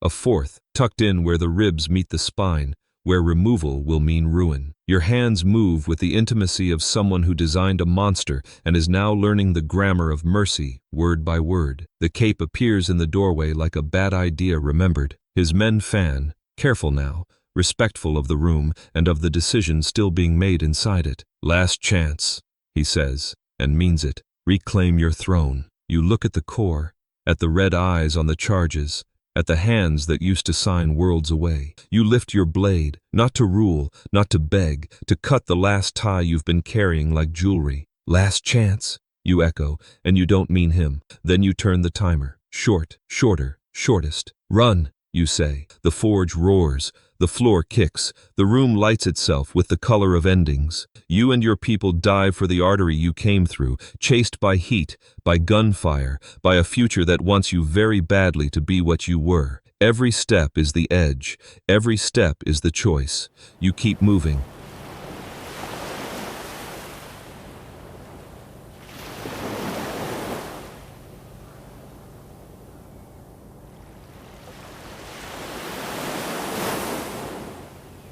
Heat hits you like a verdict. It crawls under your armor, licks your skin with metal-tanged breath, and fills your nose with the scent of scorched oil and hot iron. The air hums, low, constant, predatory, like a forge bellows that never learned the word stop. Your lips taste of salt and copper. Sweat stings your eyes. Beneath your boots the deck vibrates in a steady pulse, the heartbeat of something that should not be alive and is. You lift your gaze and see it. The Star Forge is not a station. It is an intention-made machinery. A cathedral of black ribs and burning veins suspended over a red dwarf that wheezes light into its open mouth. Girders arc in impossible geometry, whole avenues of steel curving away into haze, their edges rimmed with furnace glow. Chains the size of streets run overhead, dragging plates, hulls, spines, half-born warships dangling like teeth in a giant's jaw. It breathes deeply, through vents that exhale steam hot enough to peel the paint from truth. This is your legacy. This is your curse. "Eyes up," the soldier at your shoulder mutters, voice low to keep it yours. "We hit the core, plant the charges, and get out." The word out feels like a rumor in here. You move, not quickly. Quick looks like fear, but with the pace of people who owe the future a debt and intend to pay in full. The maintenance spine spills you onto a catwalk with no rail and a view meant to unmake courage. Below, a throat of light, Above, gantries where assembly rigs scuttle like steel spiders doing calculus. Far away, the berthing bays unfurl new ships on conveyor tongues, sleek, cruel, perfect, sliding into the care of tugs that guide them toward teeth waiting at the edge of orbit. Revan, Bastila's voice rides the calm like a cool hand on fever. Your path is clear 30 meters. Then security nodes crossfire. We can mute them for 3 seconds, maybe 4. 3 is honest. The pilot adds from the docked ship, fingers flying over a console, trying to steal a rhythm from something that invented its own. 4 is how legends die. You nod, even though they can't see it. On your mark, a pulse answers through the deck. Deeper now, like the forge felt your footfall and leaned closer to listen. The force thrums close, closer than it's been since you tore open the core's skin. Wanting, weighing, remembering. The old temptation sidles up. Rule this. Bind it. Name it yours again and make the galaxy kneel. Even your breath has a shadow here. Mark, Bastila says, and the nodes wink blind. You run. Plates blur underfoot. Heat claws at your throat. Something screams below. Metal giving birth to a hull frame, or a hull frame deciding it didn't want to be born after all. You cross the exposed expanse and slide into a trench of shadow just as the nodes snap awake, spitting red lances into the space where your lungs were. 3.5, the pilot crows. Told you. You don't answer. The trench is a service artery pricked with access hatches like scabs. The soldier cracks one and drops, landing on a narrow walkway strung along the inside of a cooling conduit. The air is a knife here, thin, hot, hungry. You suck it down and taste the making of ships. Ahead, another hatch, another drop. The belly of the forge becomes a maze of ribs and nerves and patient heat. You pass vats the size of houses where molten alloys roll and fold like weather. You pass a chamber where beams of coherent light are braided together by manipulation fields into spines that will later pretend to be starships. Everything here has hands, even the air. Someone else had hands in this place too. Yours. You designed redundancies so failure could become merely delay. Now you hunt for the weak points. You hid so well you almost believe you never did. Down, you tell the team, pointing at a shaft that exhales heat like an accusation. This feeds the extrusion lanes. Cut it, and their front end starves. You're sure? Asks the soldier, not doubting, just wanting the weight to land where it belongs. No, you say. I'm certain. He smiles without humor. Good. You rappel into the shaft. The walls glow at the edges, angry orange softening to stomach-sick yellow, then to a black that isn't cool, only pretending. At the bottom, a catwalk circles a valve assembly big enough to shame a palace. The control hub squats in the middle like a throne that learned modesty late. You set your first charge where habit says no one will bother to look, and where your guilty memory says everyone should have looked. A blinking red eye opens. 1, the soldier counts. 3 more and this section goes from hungry to fasting. A siren keens above. A new note, thinner, higher, curious. You've been noticed. The forge is too arrogant to shout. It tilts its head and says, "What are you?" "Contacts," Bastila warns. 2 squads inbound, opposite corridors. "Buy me 8 seconds, you answer, hands moving with the steadiness you refused to learn until you lost the right to ease. Then 6 more. 4, the pilot bargains. And a prayer. Prayer later, you say. Door now. She gives you 5. It costs her voice a tremor you'll absorb later, when the air is safe to share. You plant the second charge in the seam where 2 plates pretend to love each other. The third tucks under a conduit whose label lies with confidence. The fourth you carry longer than you should because you see a better place if you can only... Left, Bastila snaps. Now! You leap. A bolt drills the space where your head would have been. The smell of vaporized air lands hot in your nostrils. Sith troopers peel into view, rifles already chewing, helmets drinking your shape. The soldier becomes a wall in front of you and then a storm beside you. Your blade becomes grammar.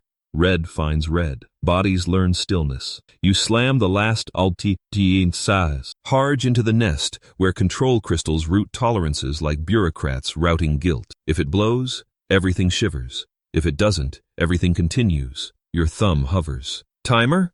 The soldier pants. You look at the route out. You look at the forge breathing.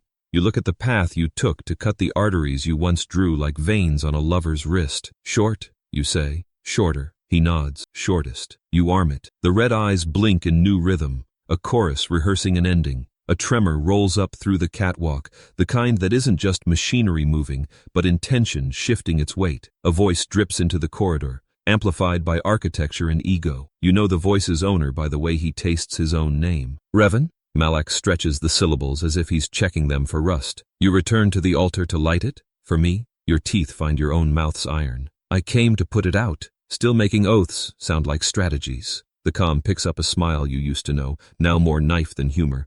Come, old master, the throne aches for a familiar spine. There is a time when threat thrills. There is a time when it just wastes oxygen. Cut him, the soldier growls. Not yet, you answer.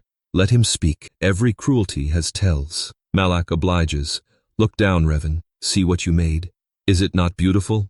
Engineered hunger, bureaucratized birth, a galaxy on its knees, and your hand invented the kneeling. The forge purrs at the praise. You turn, leading your team into a transverse toward the auxiliary core. Every step is a resignation from a job you invented.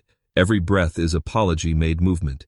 You pass windows that aren't windows, just polite holes where heat has forgotten to stay inside. Through them you see the assembly floors, ranks of droids welding the spines of ships with the cold romance of consistency. Another world might call it industry. This one calls it worship. Second target ahead, Bastila warns. Security heavy. I can dampen their aim, not their hunger. Hunger I can handle, you say. You don't charge the choke point. You switch off your blade and step out with empty hands. Helmets tilt. Rifles dip. Not much, just enough to say we want to understand this before we end it. My name is Revan, you say, letting the syllables do the work of a door you intend to close. Once you served that name, today you serve a man who learned all the wrong lessons from it. They hesitate. Under the metal and training, there are still faces, men and women who grew up on worlds with kitchens, mornings, a window that faced some small kindness. You give them 3 seconds to remember. Stand down, you say, not ordering, inviting. Live. 3 masks lower, 2 don't. The 2 open fire because habits love to be right. You move, not to punish, to end. Red light writes brief signatures in the air. The corridor is louder, then quieter. The 3 who lowered their rifles live long enough to change something later, somewhere, even if it's only a mind. Door, the soldier says, already prying a panel off with a blade that shouldn't have to do that job. Inside the auxiliary core, the forge is smaller, angrier. 4 couplings deliver densified starfire into a lattice that hums like a hive. You lay charges at each root, hands steady, jaw tight, eyes refusing every reflection the polished manifolds offer. Timers synced, Bastila confirms. When they sing, run. What if they sing early? The pilot asks. Then we dance, you say. You've always been terrible at dancing, he says, and the affection in it lands where you need it to. The voice returns, nearer now, the echo shorter. Malak has come to be present at the birth he thinks you owe him. I can forgive your treachery, he purrs. I can even forgive your fear. I cannot forgive your smallness. You stand in wonder and ask it to stop. You were never meant to be small. We were never meant to be gods, you answer. And you mean we in the way that includes both of you and none of you. He laughs, delighted you still argue like you carry a lecture hall in your throat. Then be mortal, Revan. Die with the rest when I remake your machine in my image. He's closer. Your team shifts, the soldier angling himself to be problem and solution both. The charges blink their small, bright eyes. A tremor becomes a shudder. A shudder becomes a note too low to hear but too heavy to ignore. Time, Bastila says. You take it. You run. The forge notices. Doors that were once obedient develop doctrine. Floors pick up new hobbies like collapsing. Overhead, a chain snaps. A half-built cruiser lurches, groans, and drops like a verdict. You dive through a rain of glowing rivets. The soldier yanks you up by the back of your collar with a wordless complaint you'll repay with the next breath you get to keep. A squad appears at the far end of a gantry and decides you are history misbehaving. You learn the new shape of the word cover. You pass a chamber where drones stack racks of Tabana like a choir practicing a hymn. You pass a view of the dwarf star, fat and furious, its flares drawn off by siphons into mouths that never learned to close. Everything here is appetite and method. 2 minutes, Bastila warns, voice thin now, stretched across battle on a dozen other decks where people you will never meet are also doing math with their lives. Bridge, you bark. We need the ship before this place decides down is an opinion. You spill onto the docking gantry and see your ride, A battered freighter with a cockpit that's all squint and stubbornness, canted against the lock, its belly panels open, a grease-streaked mechanic still inside with a tool in his teeth. He spits it into a pocket and waves without looking at you. "I fixed the thing," he says. "Don't ask which thing." You leap the last gap as the first charge far below decides to begin a new conversation with structure. The deck heaves. Lights strobe in panic. Alarms find new notes. Fire rolls outward in a slow flower that no one wants to smell. Behind you, Malak strides onto the gantry frame, cape catching heat, jaw set like a statue that learned to move. You feel him before you see him, the way you feel a storm through stone. "Run," the soldier says, stepping between history and now. You stop. You turn. The forge breathes hot at your back. The ship whines like a hound at the door. The charges blink toward chorus. Malak lifts his blade. It answers the room in red. "This is yours," he calls over the roar. "Every plate, every scream, every ship. Do not pretend to be innocent in your own temple." You glance past him at the abyss and the furnace below, and at the ribs of a machine that uses you as a verb. You let the shame land. You let the pride confess itself. You let both sit in your chest until they decide to stop fighting and share a chair. "You're right," you say. He blinks. Half a heartbeat. Nothing more, but enough. "And I'm ending it." The charges sing. Heat slams up the spine. The gantry throws you like a bad idea. The soldier hooks your arm and you crash together through the lock as the mechanic hits the seal, swearing with religion. The ship jerks, tears free, and you are falling into space that's suddenly too full of light and teeth and pieces of what you used to believe. "Punch it!" the pilot yells, as if the engine responds to imperative verbs. It does, because today it loves you. The freighter surges, skimming a birth canal of fire. Behind, the Starforge convulses, ribs buckling, veins bursting, mouths coughing up ships that haven't learned how to live without orders.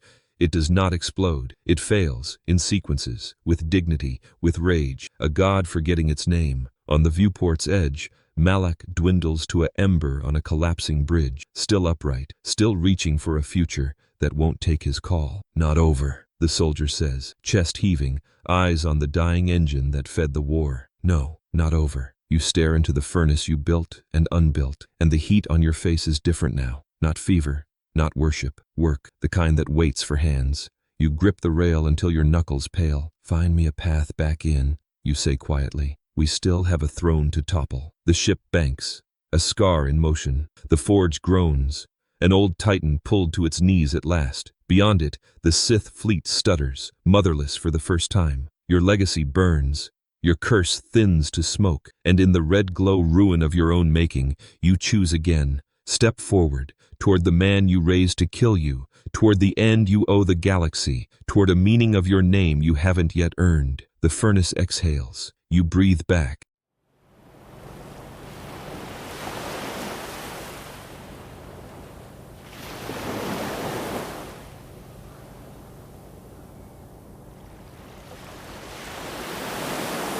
Metal breathes hot against your cheek. Condensation beads on the steel like sweat, trembling with the vibration of engines far below. The air tastes of scorched ozone and old oil, a bitterness that settles behind your tongue. Lights flicker in a wounded rhythm. White, then red, then darkness so thick you can hear it. Then the sound that erases everything else. A laugh, sprawling and cruel, ricochets down the corridor. It finds the old rooms behind your ribs and unlocks them without asking. "Come, master." You follow the voice into the chamber. It opens like the inside of a furnace. High ribs of trussed steel, catwalks draped over a chasm, machine light bleeding through grates in angry blues and fever reds. Heat crawls from the floor. Thin chains sway from overhead hoists, each motion ringing a quiet, mocking chime. On the far platform, a figure waits with the patience of a storm biding its time. He turns. The light carves Malak out of shadow, the jaw remade in metal, the eyes sharp as cut ice, the smile a knife he's been saving. His cape flares in a draft that comes from nowhere. In the Force, he's a pressure front, hot and implacable, rolling across a field you planted and abandoned. "Revan," he purrs, tasting your name like a victory already banked. You stand where the catwalk meets the room and feel the weight of 1,000 hours collapse into one. He was once your brother. Now he is the echo that outlived its voice. Your saber hilt is cool in your palm. It knows your hand better than you do. A breath, A thumb. The blade unrolls with a snap hiss that cracks the chamber's silence in two. Red answers red. The first step is not yours. It never was. Malak moves with the certainty of a man who never learned to doubt and never forgave you for teaching him questions. He slams forward, a vertical cut anchored by a boot heel that rattles the catwalk. Sparks geyser when your blaibuhu. Des kiss. The impact runs up your arm, knuckles to shoulder, bone listening to force and memory. You give ground. Not much. Enough. He wants you moving. He remembers how you fight when you believe you're right. He remembers how you fall back to see the shape of an opponent's certainty and break it at the hinge. He learned too well. You pivot. Let his momentum carry him past your center line. Then scythe low for his knee. He hops the arc with a laugh that costs him nothing, then drives his elbow toward your temple with the casual malice of someone signing a name he's practiced. You duck. Feel the wind of it. Smell metal. Still teaching with your feet, he says, circling. Still hiding mercy inside your angles. Still mistaking cruelty for clarity, you answer, and it lands because truth always does. He smiles wider. Cruelty is only clarity wearing its work clothes. He comes again, harder, not reckless, never that, just fast enough to make thinking an expensive luxury. You meet him stroke for stroke, parry for parry, each contact a thunderclap in the bones. The catwalk shivers. Chains whisper, heat rises.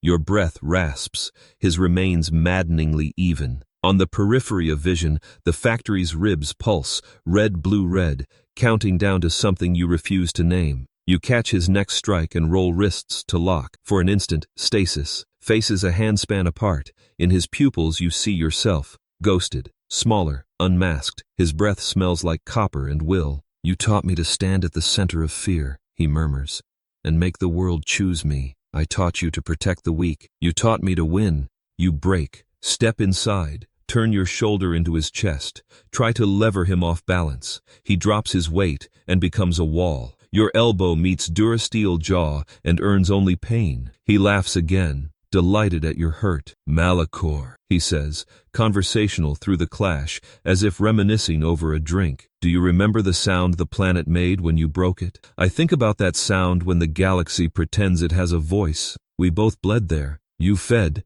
he corrects. I learned to hunger. He lunges, a straight-line thrust that would split a lesser duel in two. You slip 45 left, blade sliding his, then bite across his guard at the forearm. Plate screams. He counters with a backhand that nearly shears the railing, then stomps down to trap your ankle. You rip free with skin and dignity intact, breath tearing your throat raw. The room leans.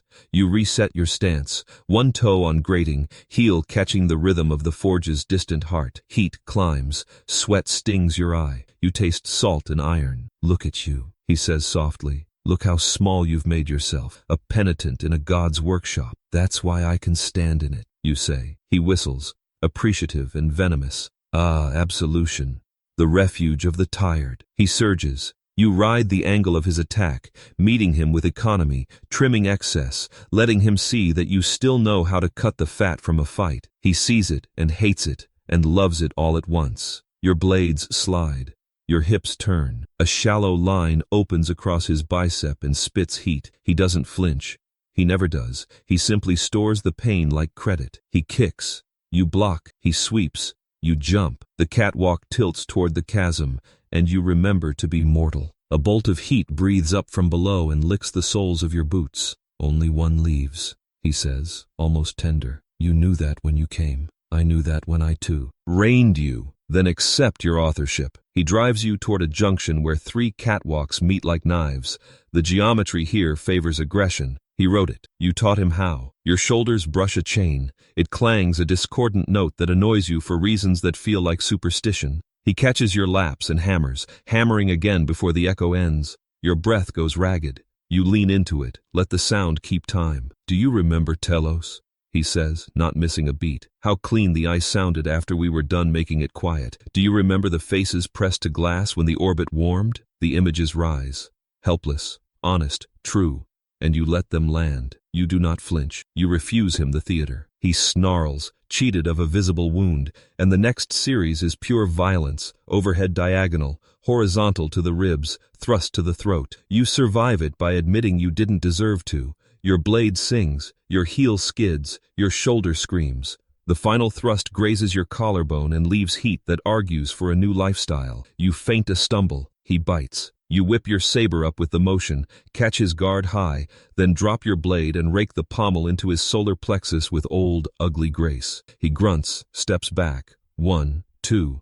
Hand on rail, blade up in case pride tries to leap. Still cheating, he growls. Still breathing, you answer. He rotates his shoulder, tests the damage, gives you the courtesy of acknowledging it. You know, he says, the tone shifts, intimate, terrible. I have often wondered what you would have been if you hadn't flinched from the crown. A man, you say. A waste, he replies, and comes in low. You meet him in the pocket, close, too close for elegance. Elbow, knee, blade left short and mean. You taste blood, his or yours, it doesn't matter. Your foreheads crack together, and the brief, brilliant flash erases the room for a heartbeat. In that flash, you see him as he was, younger, laughing, eyes on the horizon you pointed at. In that same flash, you see yourself as he made you carry him, and answer with no question. The moment passes. The chamber snaps back. Steel, heat, the far-off churn of a machine dying and pretending it isn't. He forces you toward a narrow spur that juts over the abyss.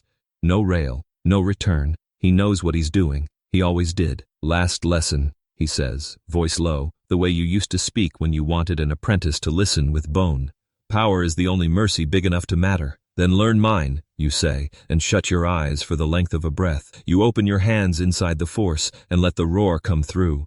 Not the old fever. Cleaner, colder, not conquest but clarity. The room steadies. The blade in your grip lightens.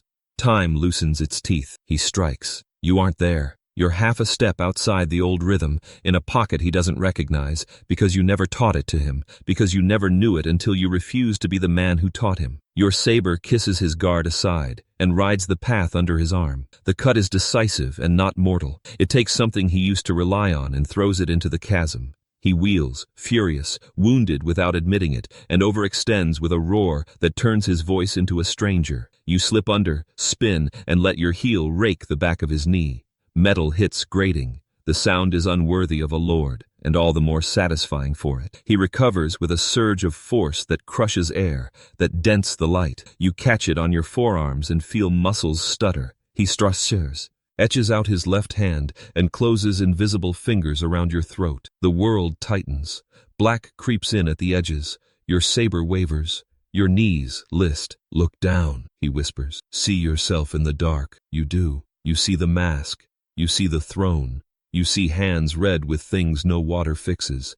You see a galaxy kneeling. You see Malachor's wound, hot and hungry, calling you by the right name. And then, beneath all of it, you see the boy who believed the code could fit a galaxy inside it, and the man who wore a different creed because the first one split at the seams. You see a corridor full of refugees who lived because you carried them. You see a soldier who trusted you with his back after he learned who you were. You see a woman in a stasis field, choosing to breathe again because she heard your voice and believed the word again meant something. Your hand opens, not to drop the saber, to let go of the argument you came in holding. You step forward into the choke. Your boot meets grating. Your free hand catches the chain that bothered you earlier. You haul. The chain swings. A hooked length of winch gear tears free from the hoist with an ugly, blessed scream and whips across the space between you. Malak jerks his head aside to keep his skull, and that tiny mercy unknots his grip on your throat for exactly the time you need. You breathe fire and become motion. Your blade paints a short, bright line across the fingers of his outstretched hand. Metal and flesh sizzle. He roars and the force slams outward, a shockwave that picks you both up and throws you onto different arguments with gravity. You hit hard. Pain teaches in a blunt accent. You roll. He rises first, one-handed now, rage structuring his balance. Enough! He snarls, and the room believes him. Agreed. You cough, and your lungs disagree, but your voice is steady. You close. He meets you. Red crosses red. Sparks sketch constellations. Your breath tears. His jaw drips and shines. The platform trembles, a warning in steel. Somewhere far below, a column collapses and the sound climbs the shaft like thunder in a stairwell. You find a lock, shoulder to chest, blade to blade. Your foreheads touch again, not an accident this time. It is intimacy turned weapon. You made me, he whispers, and there's no triumph in it, only an old ache that never learned the new hymn. I won't unmake you, you answer. I'll end you. His eyes flare, because ending without unmaking is a mercy he does not know how to refuse and cannot accept. He bares his teeth. You can't tell if it's a smile. You twist. The lock breaks. The final exchanges are too fast for language. Only verbs: strike, parry, feint, cut, breathe, choose. Your blade dips, rises, circles, then commits. His tries to become everywhere at once and succeeds at being nowhere you need it to be. Glare blinds half the room. Heat punches up. The catwalk groans and shifts a handspan downward. Bolts screaming. You both adjust without looking. This is what bodies learn when death insists on etiquette. His foot slips. A span. A gasp. He recovers. Barely. You are already there. You take his blade at the hilt with a turn that isn't pretty, then rake yours across the joint at his shoulder. Plate shears. The arm goes heavy. He stumbles and meets the edge of the spur with his heel. There is no rail. There is only a long, bright nothing swallowing the chamber's breath. For a heartbeat, you both hold still, present, reflected in each other's eyes like promises kept too long. He looks down, then up, then past you, toward a throne that Ike is no longer listening. Only one leaves, he says again, and this time it is not a taunt, it is liturgy. Only one leaves, you echo. You don't strike the killing blow, you lower your blade. It is the greater violence. He understands. He hates you for it, more than he ever hated your mask. He throws himself at you in a last, clean line of intent, meant to take a god's due even from an empty altar. You turn your body 7 degrees and let him choose the abyss. His fingers scrape the grate. Metal shrieks. His eyes catch yours, and for a fragment of a moment, he is the boy again, laughing in the training ring, sun on his face, a future like an open hand. Then the forge's breath takes him. The red below opens, accepts, closes. Silence returns on a limp, then stands up straight. The chamber exhales. Chains settle. Somewhere far away, a klaxon remembers its job. You remain on the spur with the heat lifting your hair, saber humming in a tired tenor. Your chest hurts in old and new ways. Your hand shakes once, then not again. You do not rejoice. You do not pray. You do something harder. You turn toward the way out. Behind you, the abyss throws back a whisper it stole from your past and changed in the falling. Finish it. You step into the furnace light, toward the failing heart of a war you taught to live without you, toward whatever redemption looks like when the last echo stops laughing.